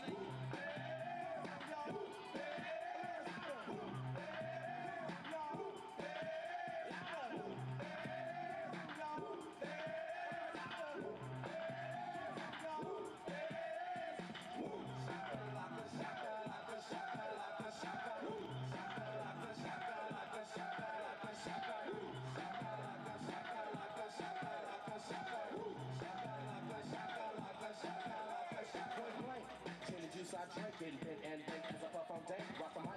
I praise skin rip, find a honey to dip it in, slam dunk it, stick it, flip it and ride that B-double-O-T-Y, oh my. Ooh, that's it, come on, whoop, there it is, I'm done.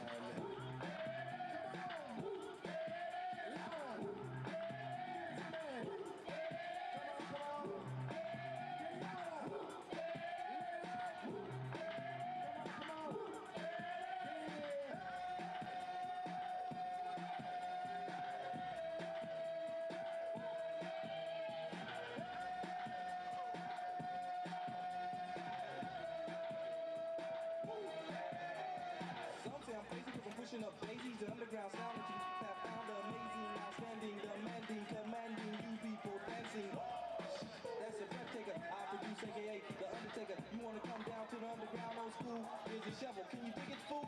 Can you dig it? Can y'all dig it? Can you dig it? Can y'all dig it? Can you dig it? Can y'all dig it? We are back at the Coon Rapids Ice Center, CTN Outdoor Rink, host of Hockey Day Coon Rapids. Full day of activities. Had both boys and girls JV games earlier this afternoon. Had an alumni game on the indoor ice. And the girls varsity squad for Champlin Park Coon Rapids, a 7-0 win in the first game we covered, and now the boys from Spring Lake Park Coon Rapids, a 2-0 lead over the number 15 ranked Champlin Park Rebels after the first period. Yeah, well, they're off to a good start, but we have talked about this in the past. They've been up in games in the past, and then in the third period, somehow the other team has found a way to overcome those leads that SLPCR has had. So I'm going to look to see them continue to play the way they have been. And last game, the coaching staff was a little concerned about the defensive support, the second man support in their own end.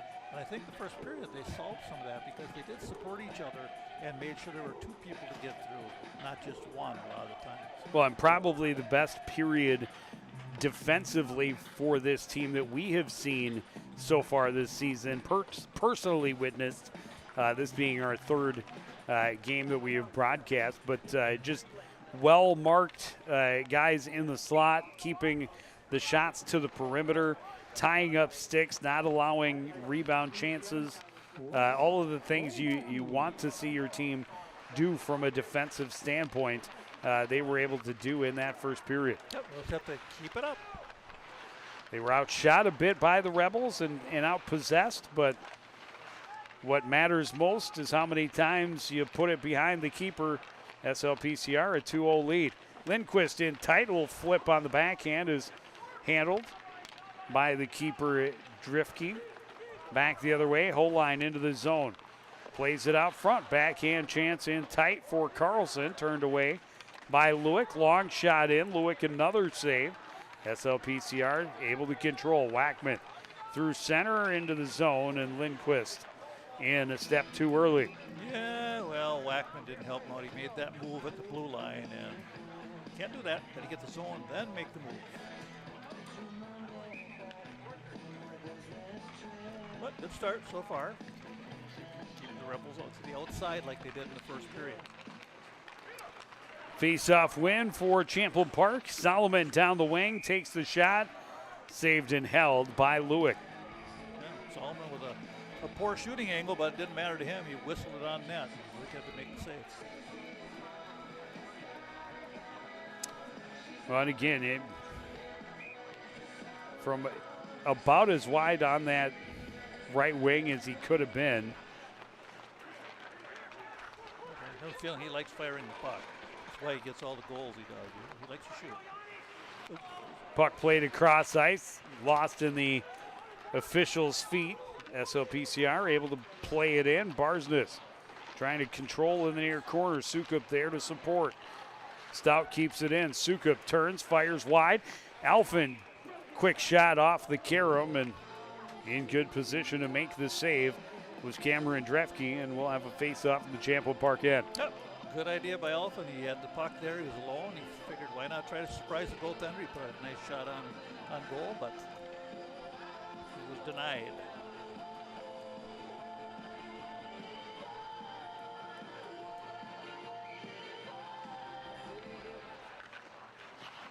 Face-off win by Lichter. A goal for Andrew Clark. Quick win and a quick score, and it is 3-0 SLPCR. Yeah, nice draw. Clark just kind of waited it out. The puck was just sitting there in the circle. He was able to sneak up there, get it, and no one came to challenge him, so he had time and space, and he found his spot and put that puck in the corner.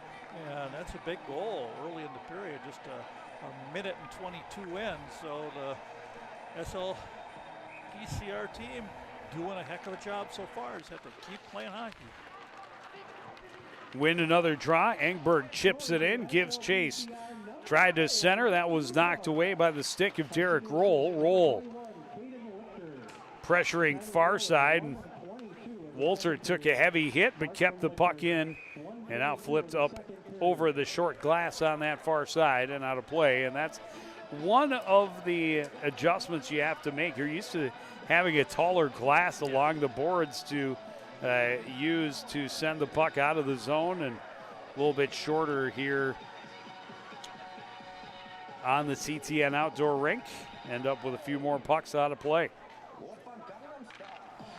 Face-off win for Wackman. Quick shot, gloved by Drefke. Winning those draws, that's big when you're able to win all these face-offs, because that turned into another great scoring opportunity.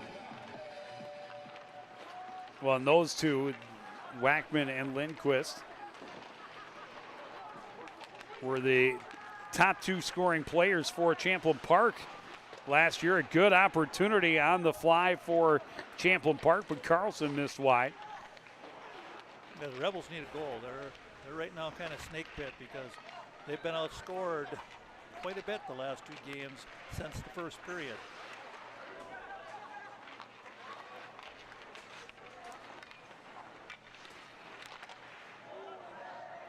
Shot from the point, deflected up and out of play.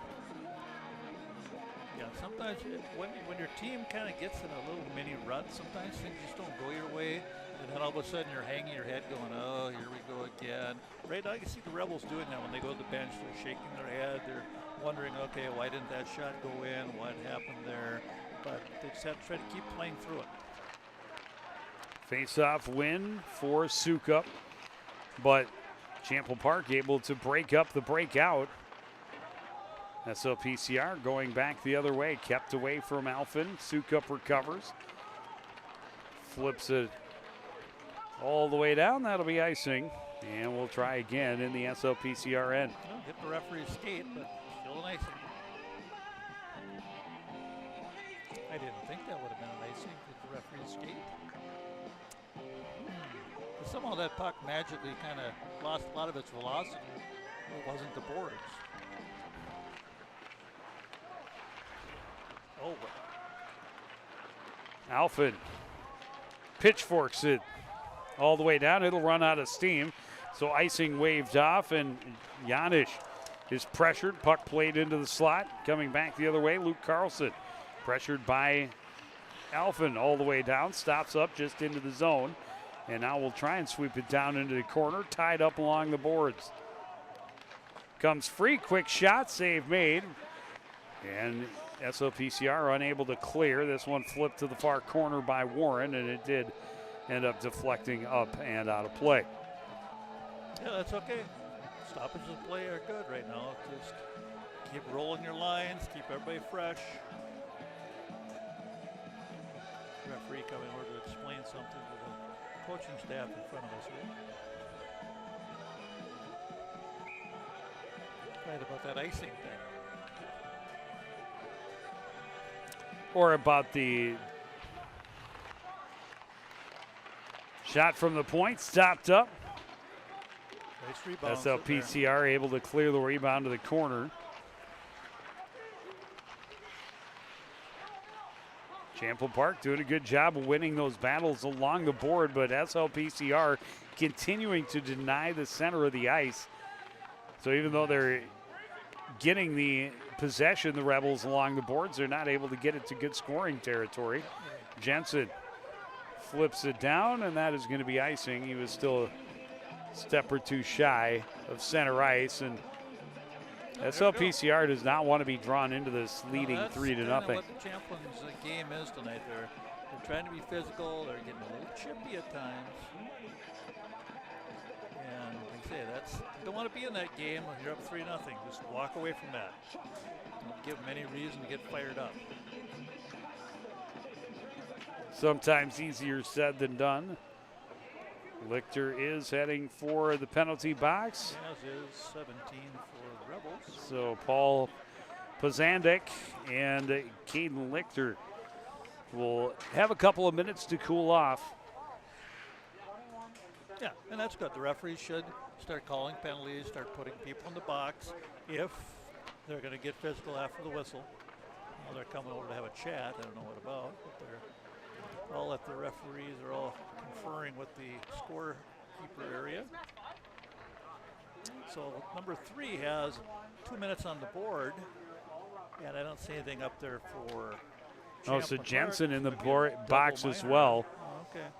So three guys in the box, 2 for the home team, and it'll give Champlin Park the power play. Okay, just what they wanted, because Solomon has 3 power play goals of his 6, so they're going to have to watch him on the setup.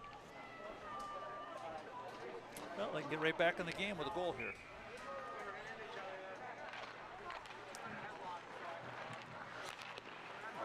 Shot from the point is blocked. SLPCR able to clear it the length of the ice. All penalties at 3:52. Assessed to Caden Lichter, number 21, number 3. Evan Long from his own end. No slingshot. There it is. And number Drops it off for Solomon. Into the zone, down the left wing. Centers out front, 2 bodies there, no defenders, but they could not get a shot on goal. Played to the slot. That time, Solomon was tied up, and Wackman sends it the length of the ice. Lindquist trying to disrupt.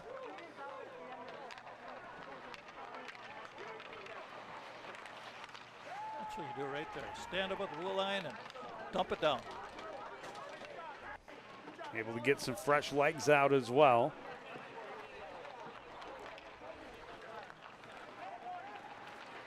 Cole Perkins down the left wing, around the corner.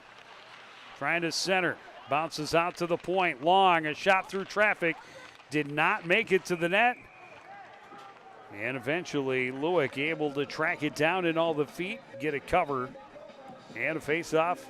51 seconds left on the power play for Champlin Park. Yeah, Luke's having a good game. He's very aggressive. He's coming out high in his crease, making some saves, cutting down the angles, and he's able to come out and get that rebound.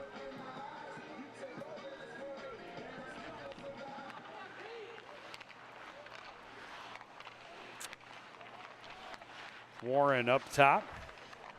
Near side for Holine. All the way across. Into the middle, a shot, a rebound, and that was up over the net for Holine. Yeah, it was open net. He missed it.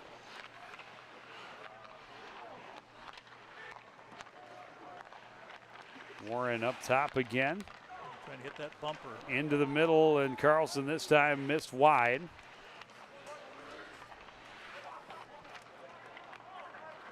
Centering pass taken away. Walter unable to clear, and now it's sent the length of the ice by Engberg.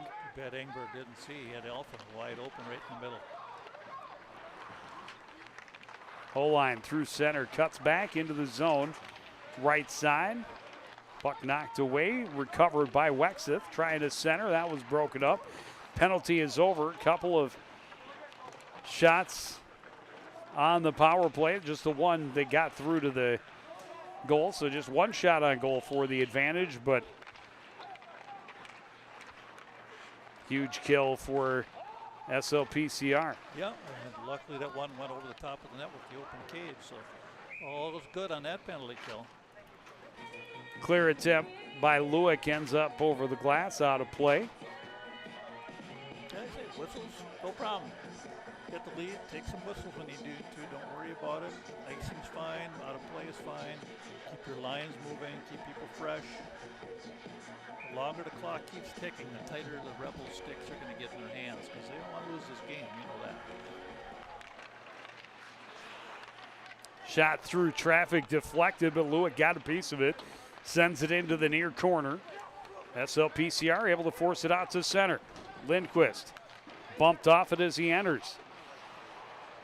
SLPCR continues to pressure, now flipped out to center by Roll. Glove down and sent back in by Bushy. Roll behind his own net. Sends it ahead on the backhand, recovered at center by Carlson. Into the zone, stops up. Trying to backhand out front. A lot of bodies there in blue, but it swept just wide. And then a centering attempt went through the crease again. So PCR able to get it out to center. A chance in tight for Brent Solomon. He has been a thorn in their sides. He has created some good looks for himself. Maybe none better than that one, but unable to convert. Back the other way. Lindquist trying to fight his way through the defender. And then takes a shot after the fact by Roll, and that should be a penalty. does not look as if they are going to assess an infraction against Derek Roll. He's going to take each one, going to get him for hitting the goalie stick there. That is his even up call. Well, Roll is going to go. He's going to send them both. He's going to send Lindquist for tapping the goalie stick. So that's your sending messages. Your easy way out of that one. It's like, well, I'll take the cross checker, but I'm going to have to take the other guy too. So second set of offsetting penalties in this second period already. Getting physical. Rebels are mad that they're down 3-0. They're not real happy, and they're definitely playing a physical style of game as they have since the beginning. And that could work in your favor, but it could also get you in trouble if you're running around, taking hits, and getting in the box. So see how that goes the rest of the contest. Next goal will be gigantic. Yeah, it Holine at center, lost the handle a bit. Jensen will sweep it in behind. Jamming it back in further is Janish. SLPCR able to flip it out. It was touched by Champlin Park, so icing waved off, but it also ran out of juice before Janish got there. was a little bit of a wiggler the whole way down. And that one kind of deflected up and out of play again. 9:09 to go, period number 2. Spring Lake Park, Coon Rapids, a 3-0 lead. Goals by Engberg and Herzog in the first period, then Andrew Clark here in the second.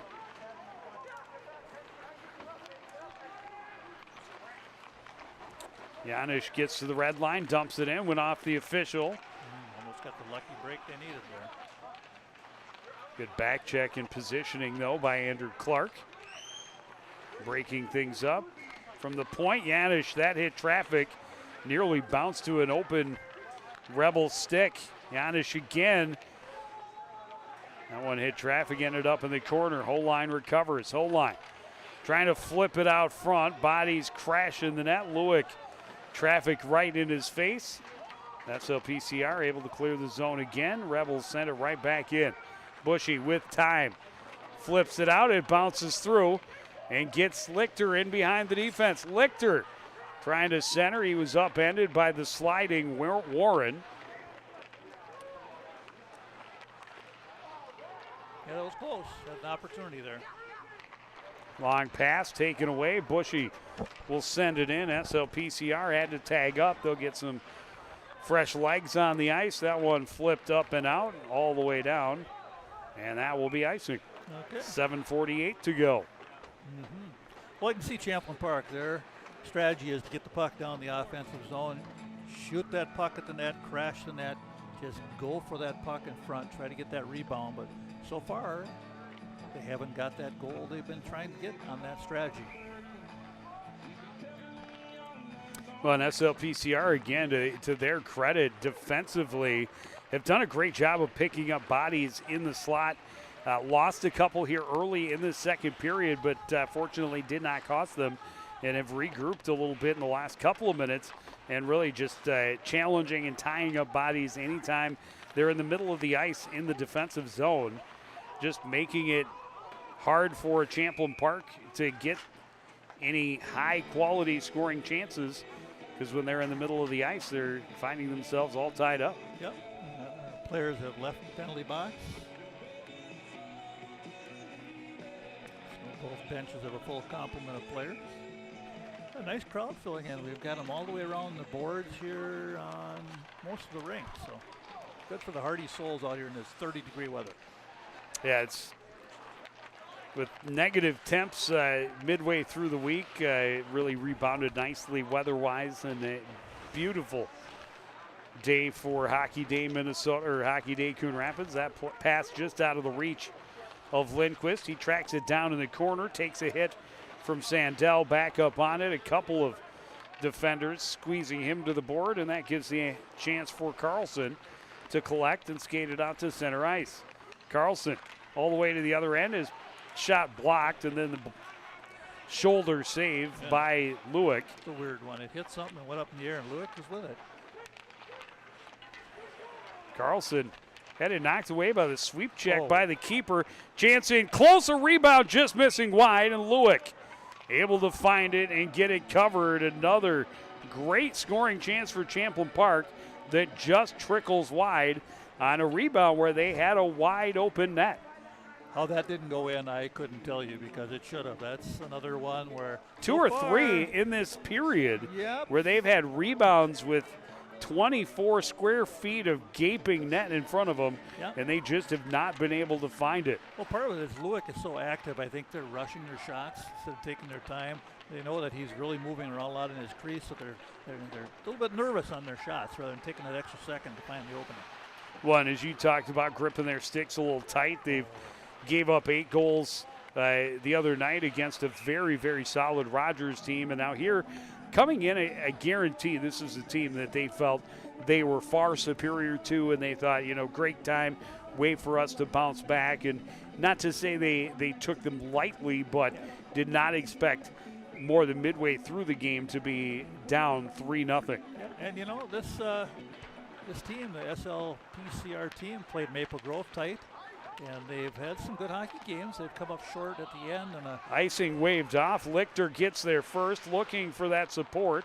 Late guy in is too late, and Jensen can't keep it onside. Engberg touches, and that is offside. Just touch it up, because bad things happen if you quit playing and let the other team get the puck and get you on the transition. Just take the whistle, start over, get another line out there. No big deal.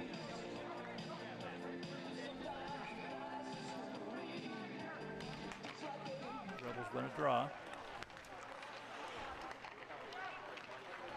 Whole line.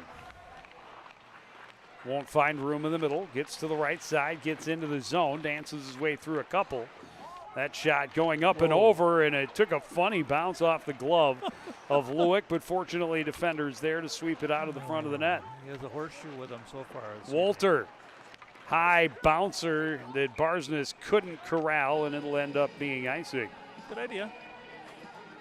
Just keep trying to stretch out that Champlin Park defense, because they're holding the blue line so hard and keeping that puck in. Well, why not try to loosen up one spot on that blue line so you can get out of your zone and not get pinched in. Well, and if it lands a little bit flatter, you might have given Barsness a breakaway right there. Yeah. Give them something to think about.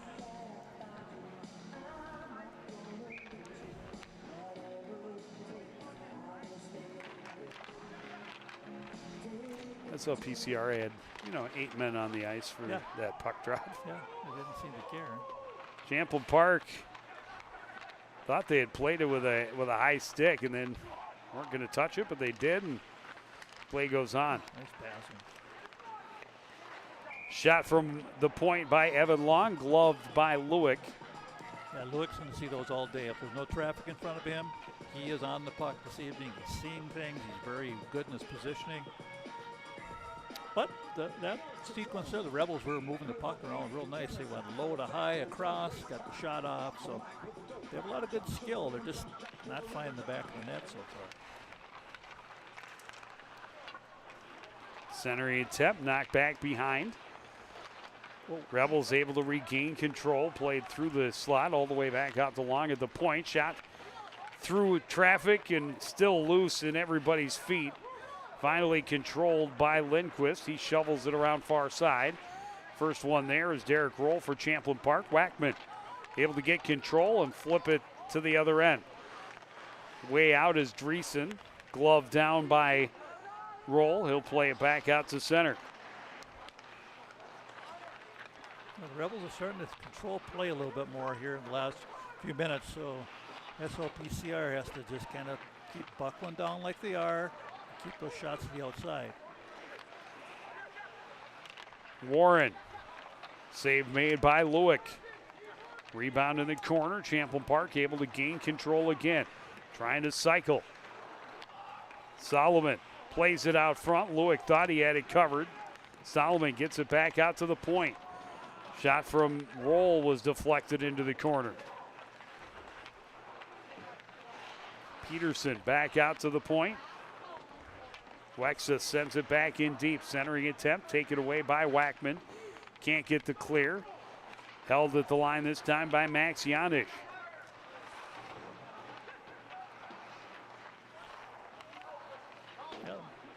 SLPCR just needs to get that puck out of their end. There Herzog finally able to force it out. But they need to get a change, and there's one. Quick regroup, but it jumped over the stick of Janisch and Dead tired, they got off and out of play. Out of inopportune time, but it worked out for them there. Two guys so tired they changed when the puck was in their own end. That's always risky. No, 3 minutes 13. They just need to buckle down, get to the end of the period, keep doing what they're doing, and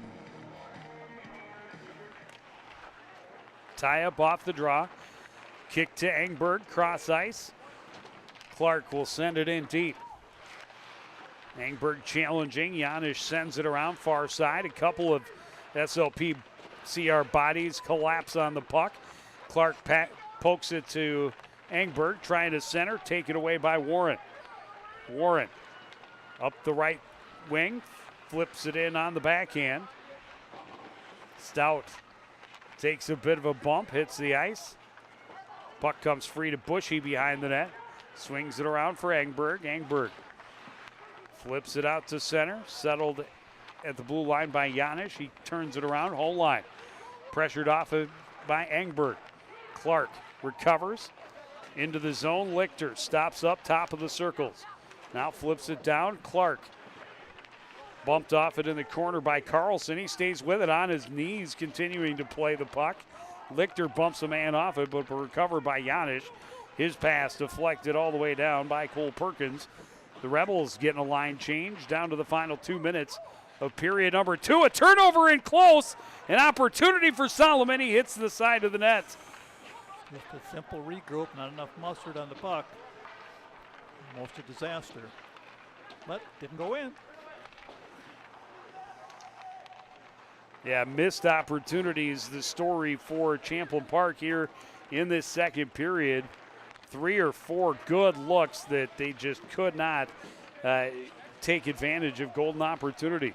Alford trying to get around the corner, held off by Sandell, but Sandell is going to be called for the hold, and that is the right call. He will argue it all day, and he will come up empty in that argument. His team going shorthanded with 1:28 to go in period number 2.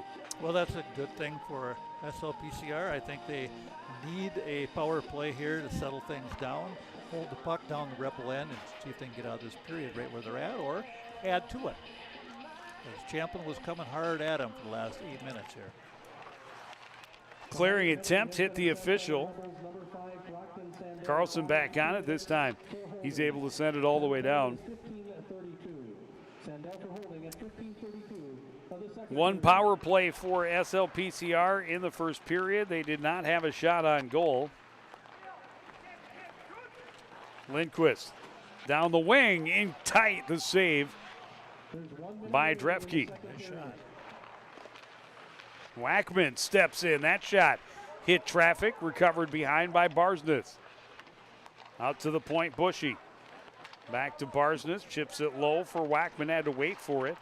Barsness out to the point. Lindquist had to play it off the shin pad, able to keep it in the zone.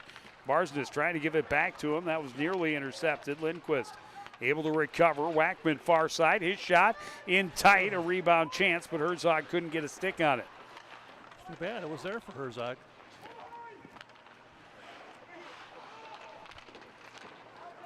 Lindquist trying to step around the pressure. Hits the ice. SLPCR able to get the puck. Solomon sends it the length. Lewick will leave it for Bushy. 10 seconds left in the period.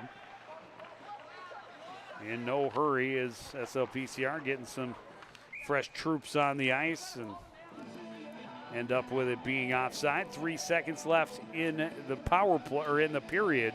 35 seconds left on the power play, and they will carry a little bit over into the third period, and they'll go into that third period with a 3-goal lead. Well, they weathered the storm here in part of this period, and they're sitting in pretty good shape if they can just finish things off. As you mentioned earlier, they've given up some third period leads this season, trying to prevent that from happening here again. They'd love to have a sweep of the varsity contests on Hockey Day Coon Rapids. After 2 periods, it's Spring Lake Park Coon Rapids 3, Champlin Park 0. You're watching Boys High School Hockey live on CTN. It's Hockey Day in Coon Rapids, actually Hockey Night. And it's a great opportunity because this is your last chance. We've got half off on the big sale. We've got the gift card raffle you get involved with, the silent auction, you name it. Lots of good deals in there in the lobby area. Hockey Day, Coon Rapids, great way to support hockey and these players and teams. We do appreciate it. Check it out. Remember, it closes down at the end of the second period.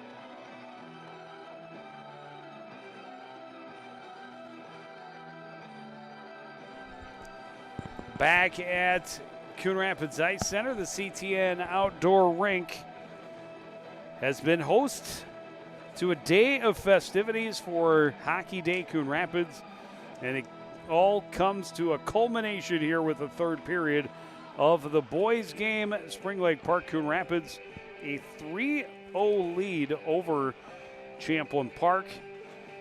Jackson Engberg started the scoring 2:40 of the first period on a breakaway after blocking a shot. It's his 10th goal of the season. He has scored in all 7 games so far this year.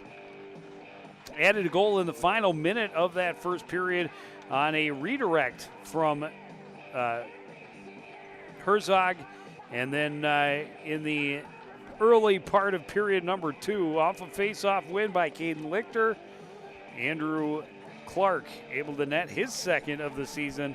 He is second on the team with 9 points. The first thing we have to watch for the start of the third period is SLPCR is still on the power play for 32 seconds. So they just want to be smart. They have to make sure they don't get greedy and let the Rebels slip somebody behind them on the shorthanded situation. But the one thing we're going to watch for again is how do you protect the lead? Well, number 1, good transition defense. Always the third guy back. Don't get greedy on the forecheck. Make sure somebody's high, getting back, and make sure you're keeping people out of the middle of the ring. Force her wide, like we've seen so far. A lot of shots from the wide part outside the dots. That usually won't hurt you. So protect the middle of the rink. Get back in numbers. Yeah, they have done so very well so far this evening. And a couple of golden opportunities for Champlin Park in that second period. Rebound opportunities where they had wide open nets to look at, and whether it was a stick getting in at the last second to deflect things wide or shots just going high or wide or missing the net, they have not been able to capitalize. It might have been the wind. I don't know. It's possible. We usually don't talk about the wind because it's always an indoor game, but it could have been the wind blowing the puck wide. We don't know. It's a factor. I'm just kidding. Lichter tripped up, but has time to get back to his feet. Hands it off for Alphen under 10 seconds remaining in the advantage. Into the zone. Champlin Park able to clear it all the way down. That'll do it for the power play.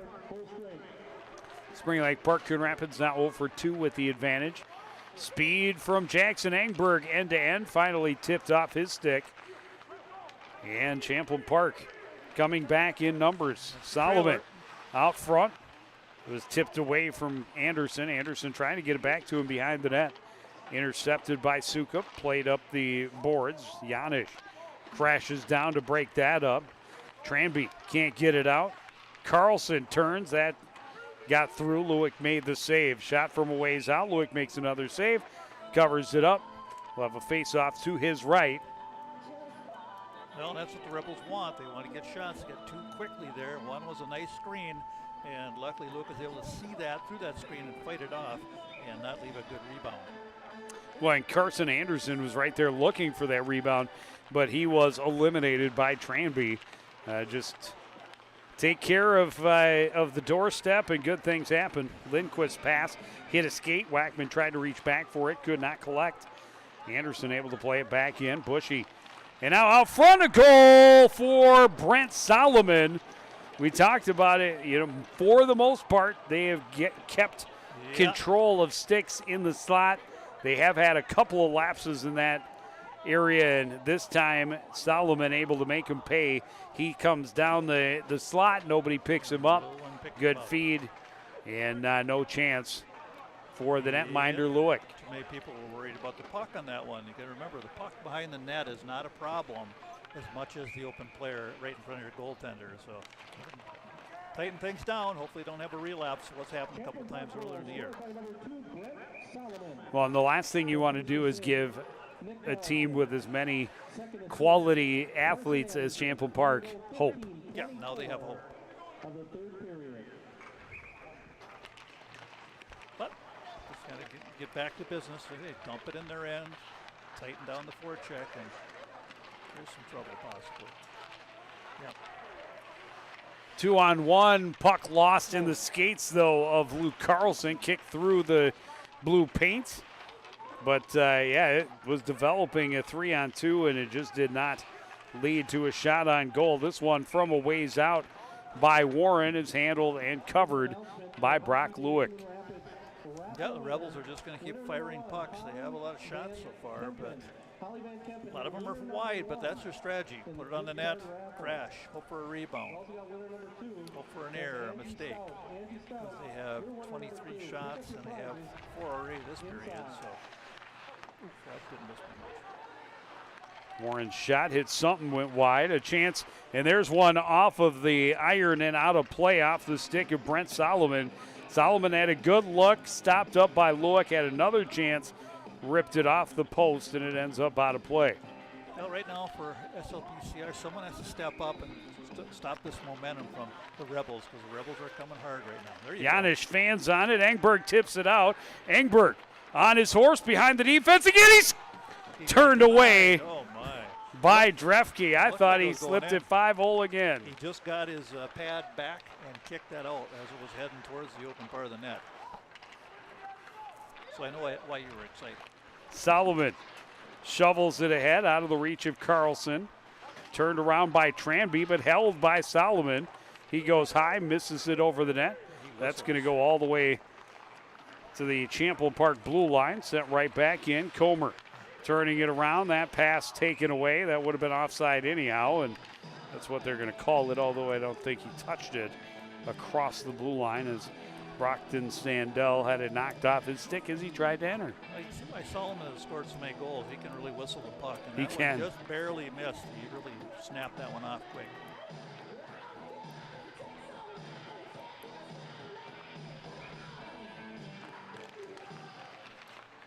Face-off win for Carlson. Now he tips it in. SLPCR sends it right back out. Wackman bumped off of it.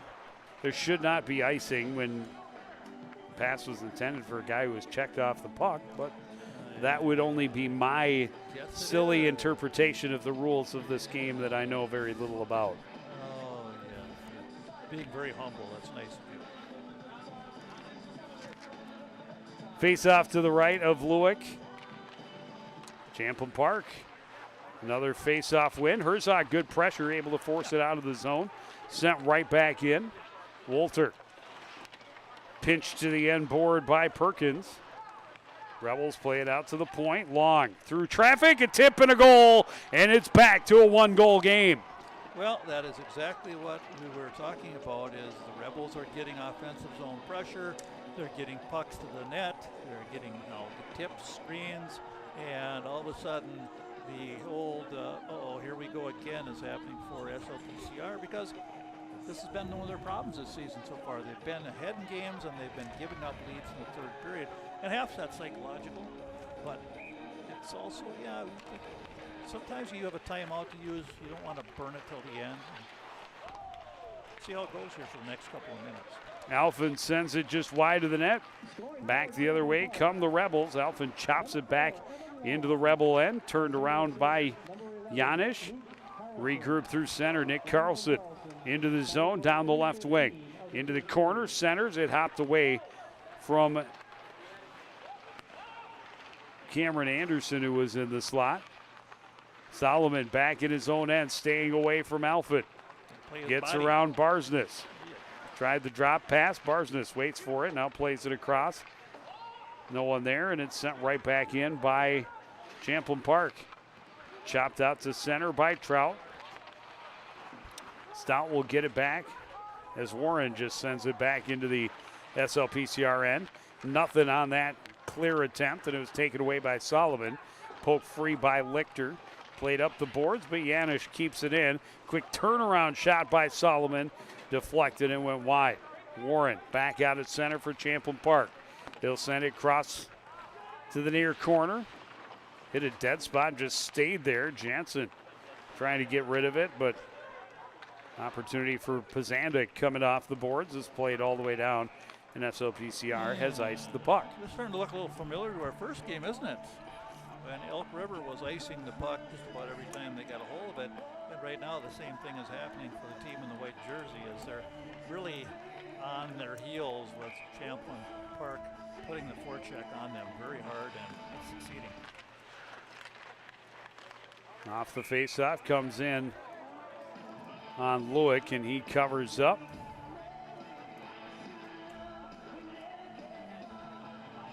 Lewick's doing a good job. He's battled all night. He's going to have to really battle for the last 12-17 if they're going to get the win, because the Rebels are just rolling their lines and just putting pressure on every shift.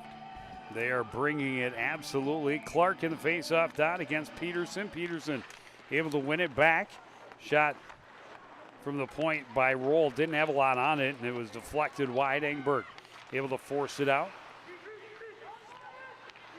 SLPCR getting a little turned around, or Champlin Park rather, getting turned around. Clark battling into the corner. Puck hit skates. Clark turns and shoots. Misses wide. Out at the point. Walter keeps it in. Quick snapshot from Teddy Wackman into the glove of Cameron Drefke. Well, that's the shift they needed. They settled things down, put the puck down in the offensive zone, got a shot on goal, were able to keep it out of their end, which took some more time off the clock. You got to start managing the clock too at this point. You had a lot of time left, but you got to keep rolling your lines, get face-offs, stop play when you can. Warren sends it around. Walter able to keep it in. See Champlin Park not able to play it out. Sent back in by Walter. He's staying with Holine, floating back at the blue line. Cross ice pass is too far in front of him. Walter turns it around. Lindquist takes a hit. Champlin Park sends it back in deep. Yeah, it's that same guy again over there whacking people around. Centering pass taken away by Lindquist momentarily. Walter flips it, gets it out to center. Warren deflects it over for Janish.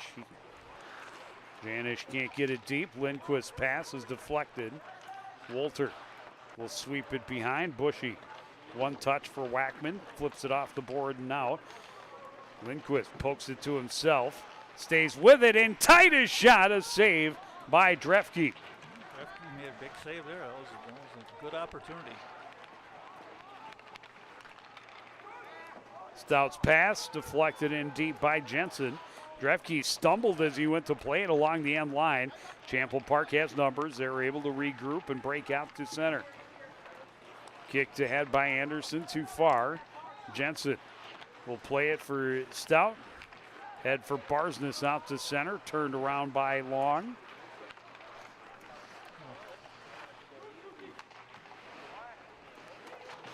Long pass attempts that aren't getting through, being broken up by Champlin Park.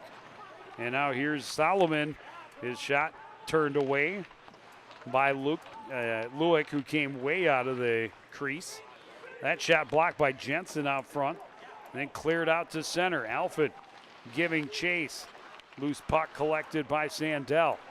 Sandell behind his own net. Gets it across for Evan Long. His pass ahead is broken up, but it gets out to center. Solomon to the near side, back across. It was just out of the reach of Nick Carlson, standing at the top of the crease. And again, Lewick had maybe overplayed the angle a bit to the near side. There was a lot of open net, and Anderson just could not, or Carlson rather, could not get his stick on it. Yeah, CP is activating their defense now. They're jumping into the rush. And as a trailer, that was a wide open opportunity.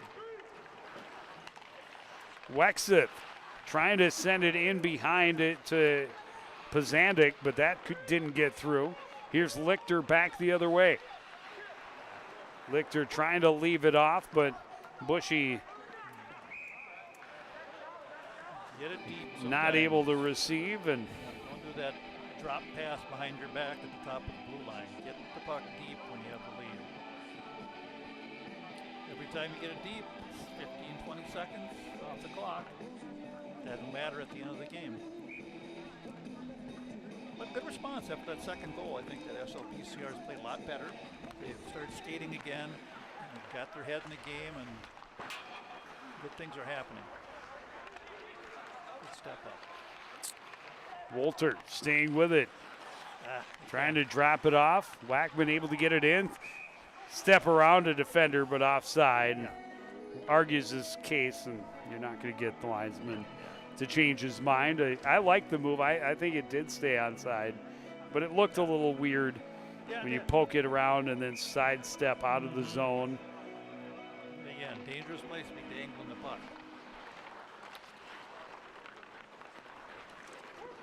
Sent in by Luke Carlson. Stout, first one there. Stops up, waits, tries to reverse. Chipped at by Herzog, not out of the zone. Out of the reach of Stout into the near corner. Pressured there, bodies start to pile up. Poked free, Wackman will flip it up and out of the reach of Roll. Roll back into his own end. Hammers it quickly back to Holine into the zone. Holine had it poked away from him, back out to center. Lindquist a little shaken up as he comes to the bench. Jensen avoids the pressure. A little bit of a stick inadvertently on his arm there. This one's going to go all the way down, be icing again. 7:41 to go. Champlin Park with a couple of goals here in the third period to cut into the lead. They still trail by one. SLPCR hanging on. They had 2 goals in the first, one early in the second.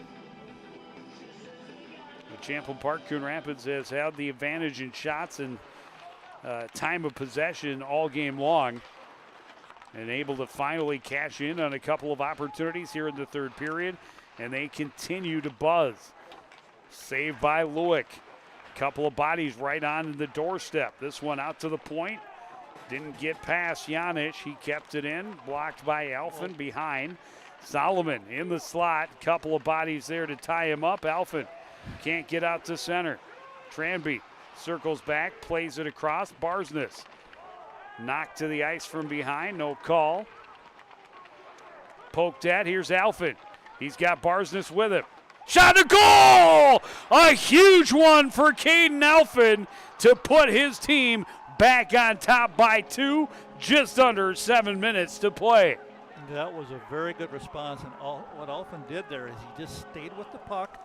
He had that big defender on him, just trying to give him a lot of rough attention there, Warren, but he was able to just kind of keep working him, and he was able to get the puck around the side of him and found the net.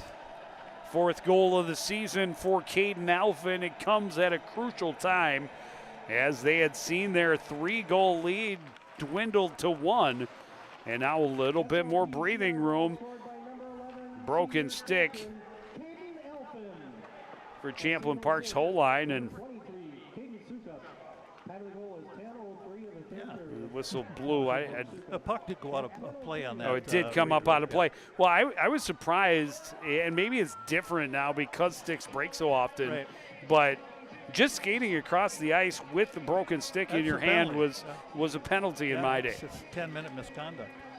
I don't know that it would get a 10-minute misconduct, but it would definitely be a penalty. That's what it is in the rule book. And I know that trying to play the puck with a broken stick is an automatic penalty, but I thought not immediately dropping the puck or the stick when you knew that it was broken would get you a penalty.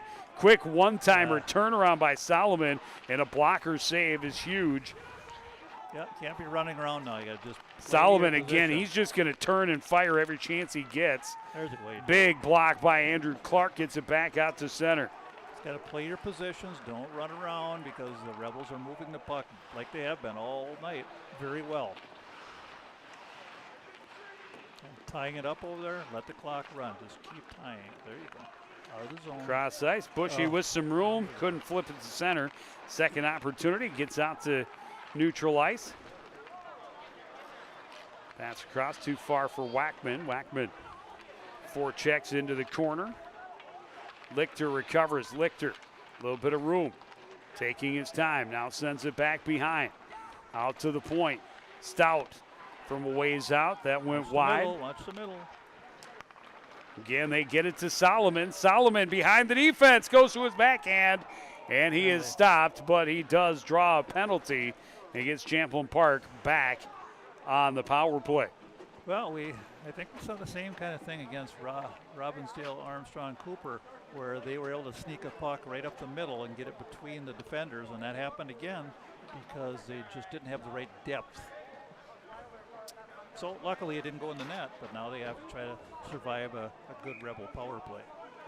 Well, the power play for Champlin Park unsuccessful so far. Just one opportunity with the advantage. Well, they came in at 50%.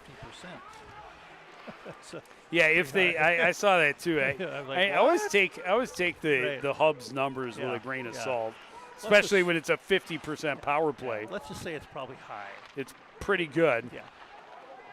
Because the reason is a good hold at the line again. Their defenders hold the line as strong as I've seen. This one played out. Alfred Yep. will wait for it and just smartly flip it down deep. Make him go 200 feet.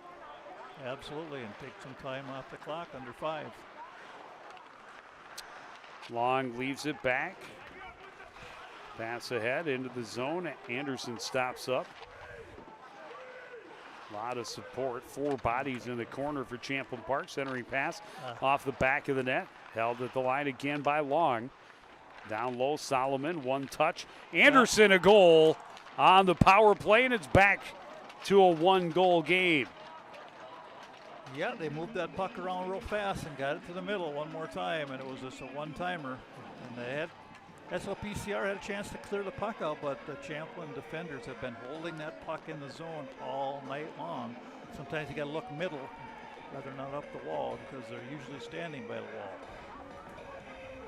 So we have a game still. Power play tally makes it 4-3 with 4:37 to go in period number 3. No, you just have to get back and try to get the next goal or just play some defense. And again, this is a Champlin Park team that started with 4 straight wins before running into a very hot Rogers squad earlier this week and losing that one 8-2. Yeah. And then came in and maybe a little shell-shocked after 2 periods. And certainly in that locker room, not liking the position they found themselves in against an SLP CR team that they really maybe felt they should be in front of. Opportunity off the rebound and it back to a 2-goal game. Rebound. Yeah, the goaltender Face-off win, quick shot, rebound, and a goal. Let's see who got that, but that happened real fast. It was right there, and all of a sudden, the goaltender just wasn't able to control it, bounced off his pad, landed in the right spot for SLPCR, and it looks like here's our goal scorer out we can see. Going to be Caden Lichter going through first, so we'll give him the goal. Lichter gets it. Just 11 seconds after Champlin Park had made it a 1-goal deficit once more. SLPCR able to spread the lead again. Now up 5-3. Yeah. Lichter getting his 4th of the season. Kudos to them for the response that they have shown against a really good team this evening. They're able to battle. They're able to make sure that they don't, crumble after letting the Rebels get right back in the game. And twice that we've seen the Rebels get back within a goal, and SLPCR with a solid response. Did not expect it as quickly as that one. Just 11 seconds after giving up the power play goal. They had time to get it down, get a face-off in the offensive zone, and then win a face-off, get a shot and a rebound. Yeah, and the referees are down there chatting. There's no replay or anything, so I don't know what they're talking about. Maybe it's the clock. Well, they have yet to put the 5th goal up there, but since they're back at center ice, pretty sure there will be no doubt that it will be a 5-3 lead for SLPCR. Maybe it froze up. There you go. Dump it in. Alfred, the smart play, playing it deep. Just dump it in every time you get a chance. Oh, here comes the speed. Carlson flips it in on the backhand shoulder save. Rebound push just wide by Carson Anderson. Any puck out's a good out right now. Sukup fighting to get it across the blue line. Champlin Park able to get right back in. Solomon will send it in on Lewick, and out of an abundance of caution, he will hold on. little cliche, puck's out, puck's in. Just be very, very careful with what you do and keep it out of the middle of the ice.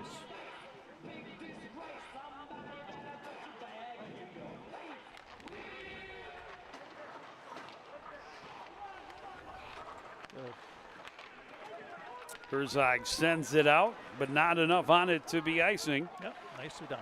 Roll, long pass. Doesn't click, and that is icing.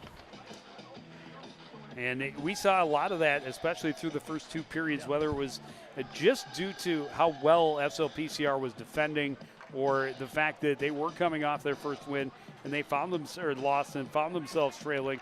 But we saw them panicking and making some faster plays with the puck than maybe they needed to. Right. And if they get to that point again, that only works in the favor of SLPCR. Protecting that 2-goal lead. Yeah, well, that's something that team will have to work on between now and when the playoffs start. Just trying to settle themselves down. And, Engberg centers. Clark could not get a stick on it. Engberg, that's a back check. All the way back to tie up Nick Carlson. And the SLPCR guys able to get it back out of the zone. That's how you win a game right there. Oh, no. Solomon trying to catch him on a bad change out front. Bobbled a little bit by Carlson. Wow. And Lewick able to sweep it to the corner. That was a disaster almost right there. Clark will send it all the way down, and that will be icing. Get yourselves organized, because I saw all blue jerseys coming by themselves, and everybody sitting on the bench coming off here. We talk about the great back check by Engberg, and they got it out of the zone, but not far enough, just across the red line, and three guys went for a line change, and three Rebels were coming across the blue line, while three white jerseys were still getting over the bench. They got lucky. And some of their best players as well. Shot from the point by Warren. Whack on the goalie's pad there. Trying to get in his head a little bit towards the end of the game. The referee didn't scold the player in blue. There you go. Sukup jumps on the loose puck, gets it to the blue line, dumps it in, gives chase. We'll get there in front of Janish. Poked free, centering pass is broken up. Champlin Park back the other way. Here comes Holine. He drags, his shot deflected up and out of play. It's a hard thing to teach sometimes. You don't need the sixth goal right now, but you need to play defense. So they got caught in an odd rush there because someone did not do what they needed to as far as thinking of going backwards. Can't make those mistakes. That's probably when you have two below the goal line, up by 2 late in the game, you don't need to center it. Like you said, you need to play defense more than you need that sixth goal. So if you have 2 below the goal line, play catch. Goalie's out.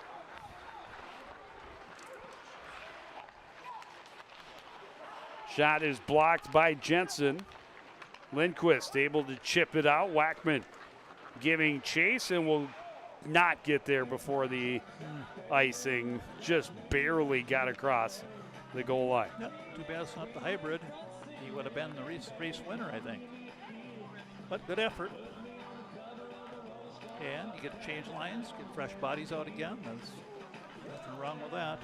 Well, and up 2, feel free to take a 200-foot shot at the net. Oh, that's like right there.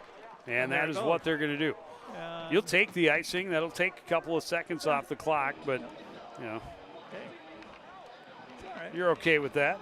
You didn't waste a lot of energy. Yeah, as long as you're up 2 goals, you can try that. That seems to be the new philosophy by the coaches, even in the NHL. Well, I think in the NHL, your goalie can give it a whirl. Yeah, in the NHL, you see more and more they'll take that 200-foot shot on a 1-goal lead, which used to be very frowned upon. Very frowned upon. Pass out front, but Carlson was well guarded by Lichter. Shot from a short angle, handled by Lewick. SLPCR able to chip it back out to neutral ice. Long backs into his own zone, gets it ahead for Solomon. Across, the shot by Carlson stopped. Rebound, misses high and wide. Kept in at the blue line.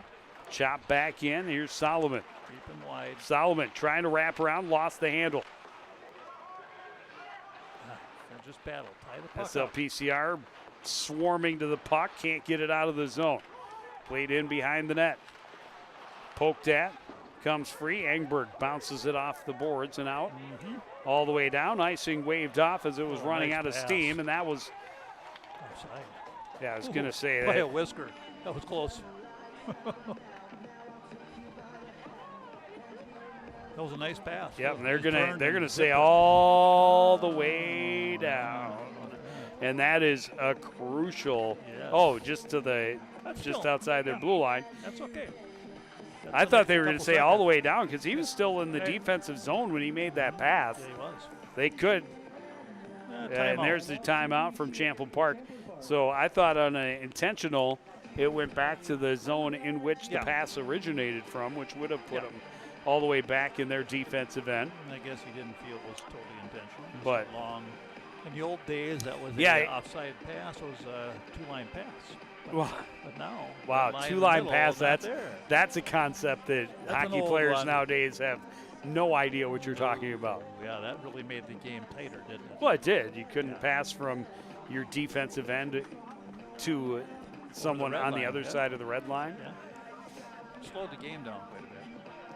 Not as exciting. And then here came the old No, well, and WHA and the Fighting Saints, and they opened up the game by getting rid of the red line. And then the rest is history. Well, and I think we see how we've seen a lot of sports introducing new rules or Yeah. changing rules to Scoring. make things more interesting. Yeah.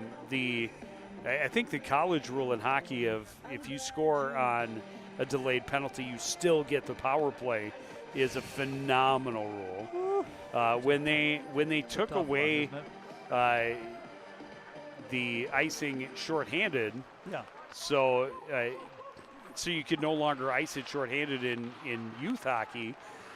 Clearly, they still have icing shorthanded in shot from and a second chance of goal. Oh, my. And that one, I don't know if it was kicked in. It definitely looked went like off it. a foot. Yeah, it was off the foot. SLPCR is up in arms because that did look like Solomon no had his replay. stick taken away. And I don't know if it went off of a skate. If it clearly went off of the skate. We're I don't know that talking it was now. a kicking motion. But it's going to be back to a one-goal game with 54 seconds remaining. Yeah, well, again, just little things. You just can't let that team come flying out of their end with that kind of speed. Well, and Brent Solomon's a pretty impressive hockey He's a good player. hockey player, there's no doubt about it. He has been all over the place here in the third period. Well, SLPCR has a timeout left, and they're not going to use it. Just going to roll with it. Well, they have twice responded Yeah. when their lead has been cut to one. Can they do it a Here third they go time again. off the draw? Anderson sends it in deep. Stout trying to keep it going, that point like just that. out to the point. Warren Get on trying it. to There you go. sidestep, poked out to center by Andrew Clark. That one sent, and it bounces off a stick, so no icing, making him go long again. Whole line had it tipped away. Wins the Played out to battles. the point. Warren is shot through Oh. traffic. Rebound is loose. Goes off the side of the net. Clark can't clear. Oh, that's Tied up behind. 20 seconds and 15. Just tie it up. Poked at. Jabbed at. Going to get There his you go. stick Tie it up. is Lichter. Just right there. There you go. Just tie it up. Well, and that didn't happen think it's either gonna work. back. Oh, the referee actually blew his whistle.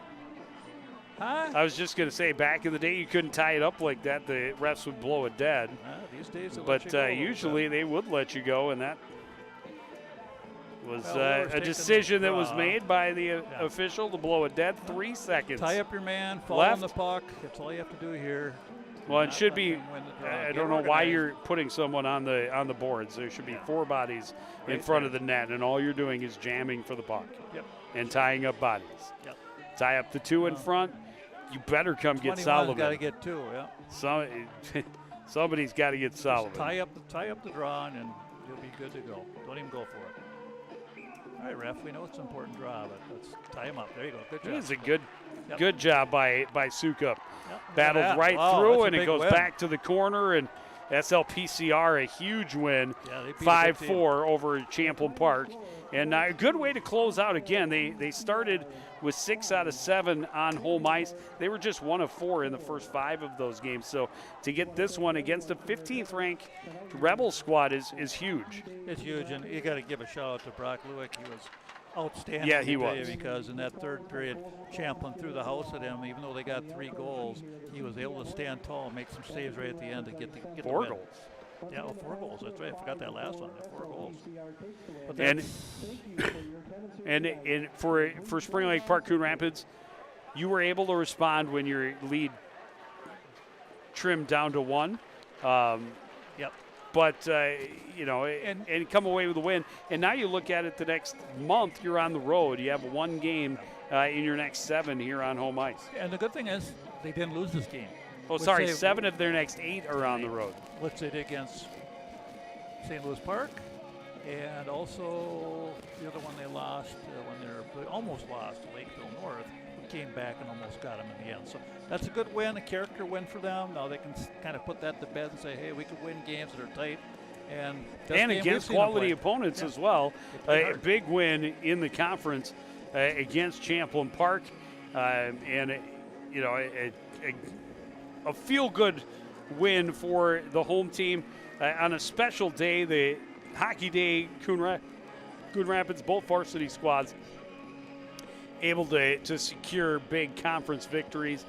Final for the boys, 5-4 over Champlin Park. But that is going to do it for this edition of CTN Sports. I want to thank everybody out there for joining us and continuing to support everything we do here at CTN. For the entire crew, including Jerry Grant, I'm Joe Young, saying good night.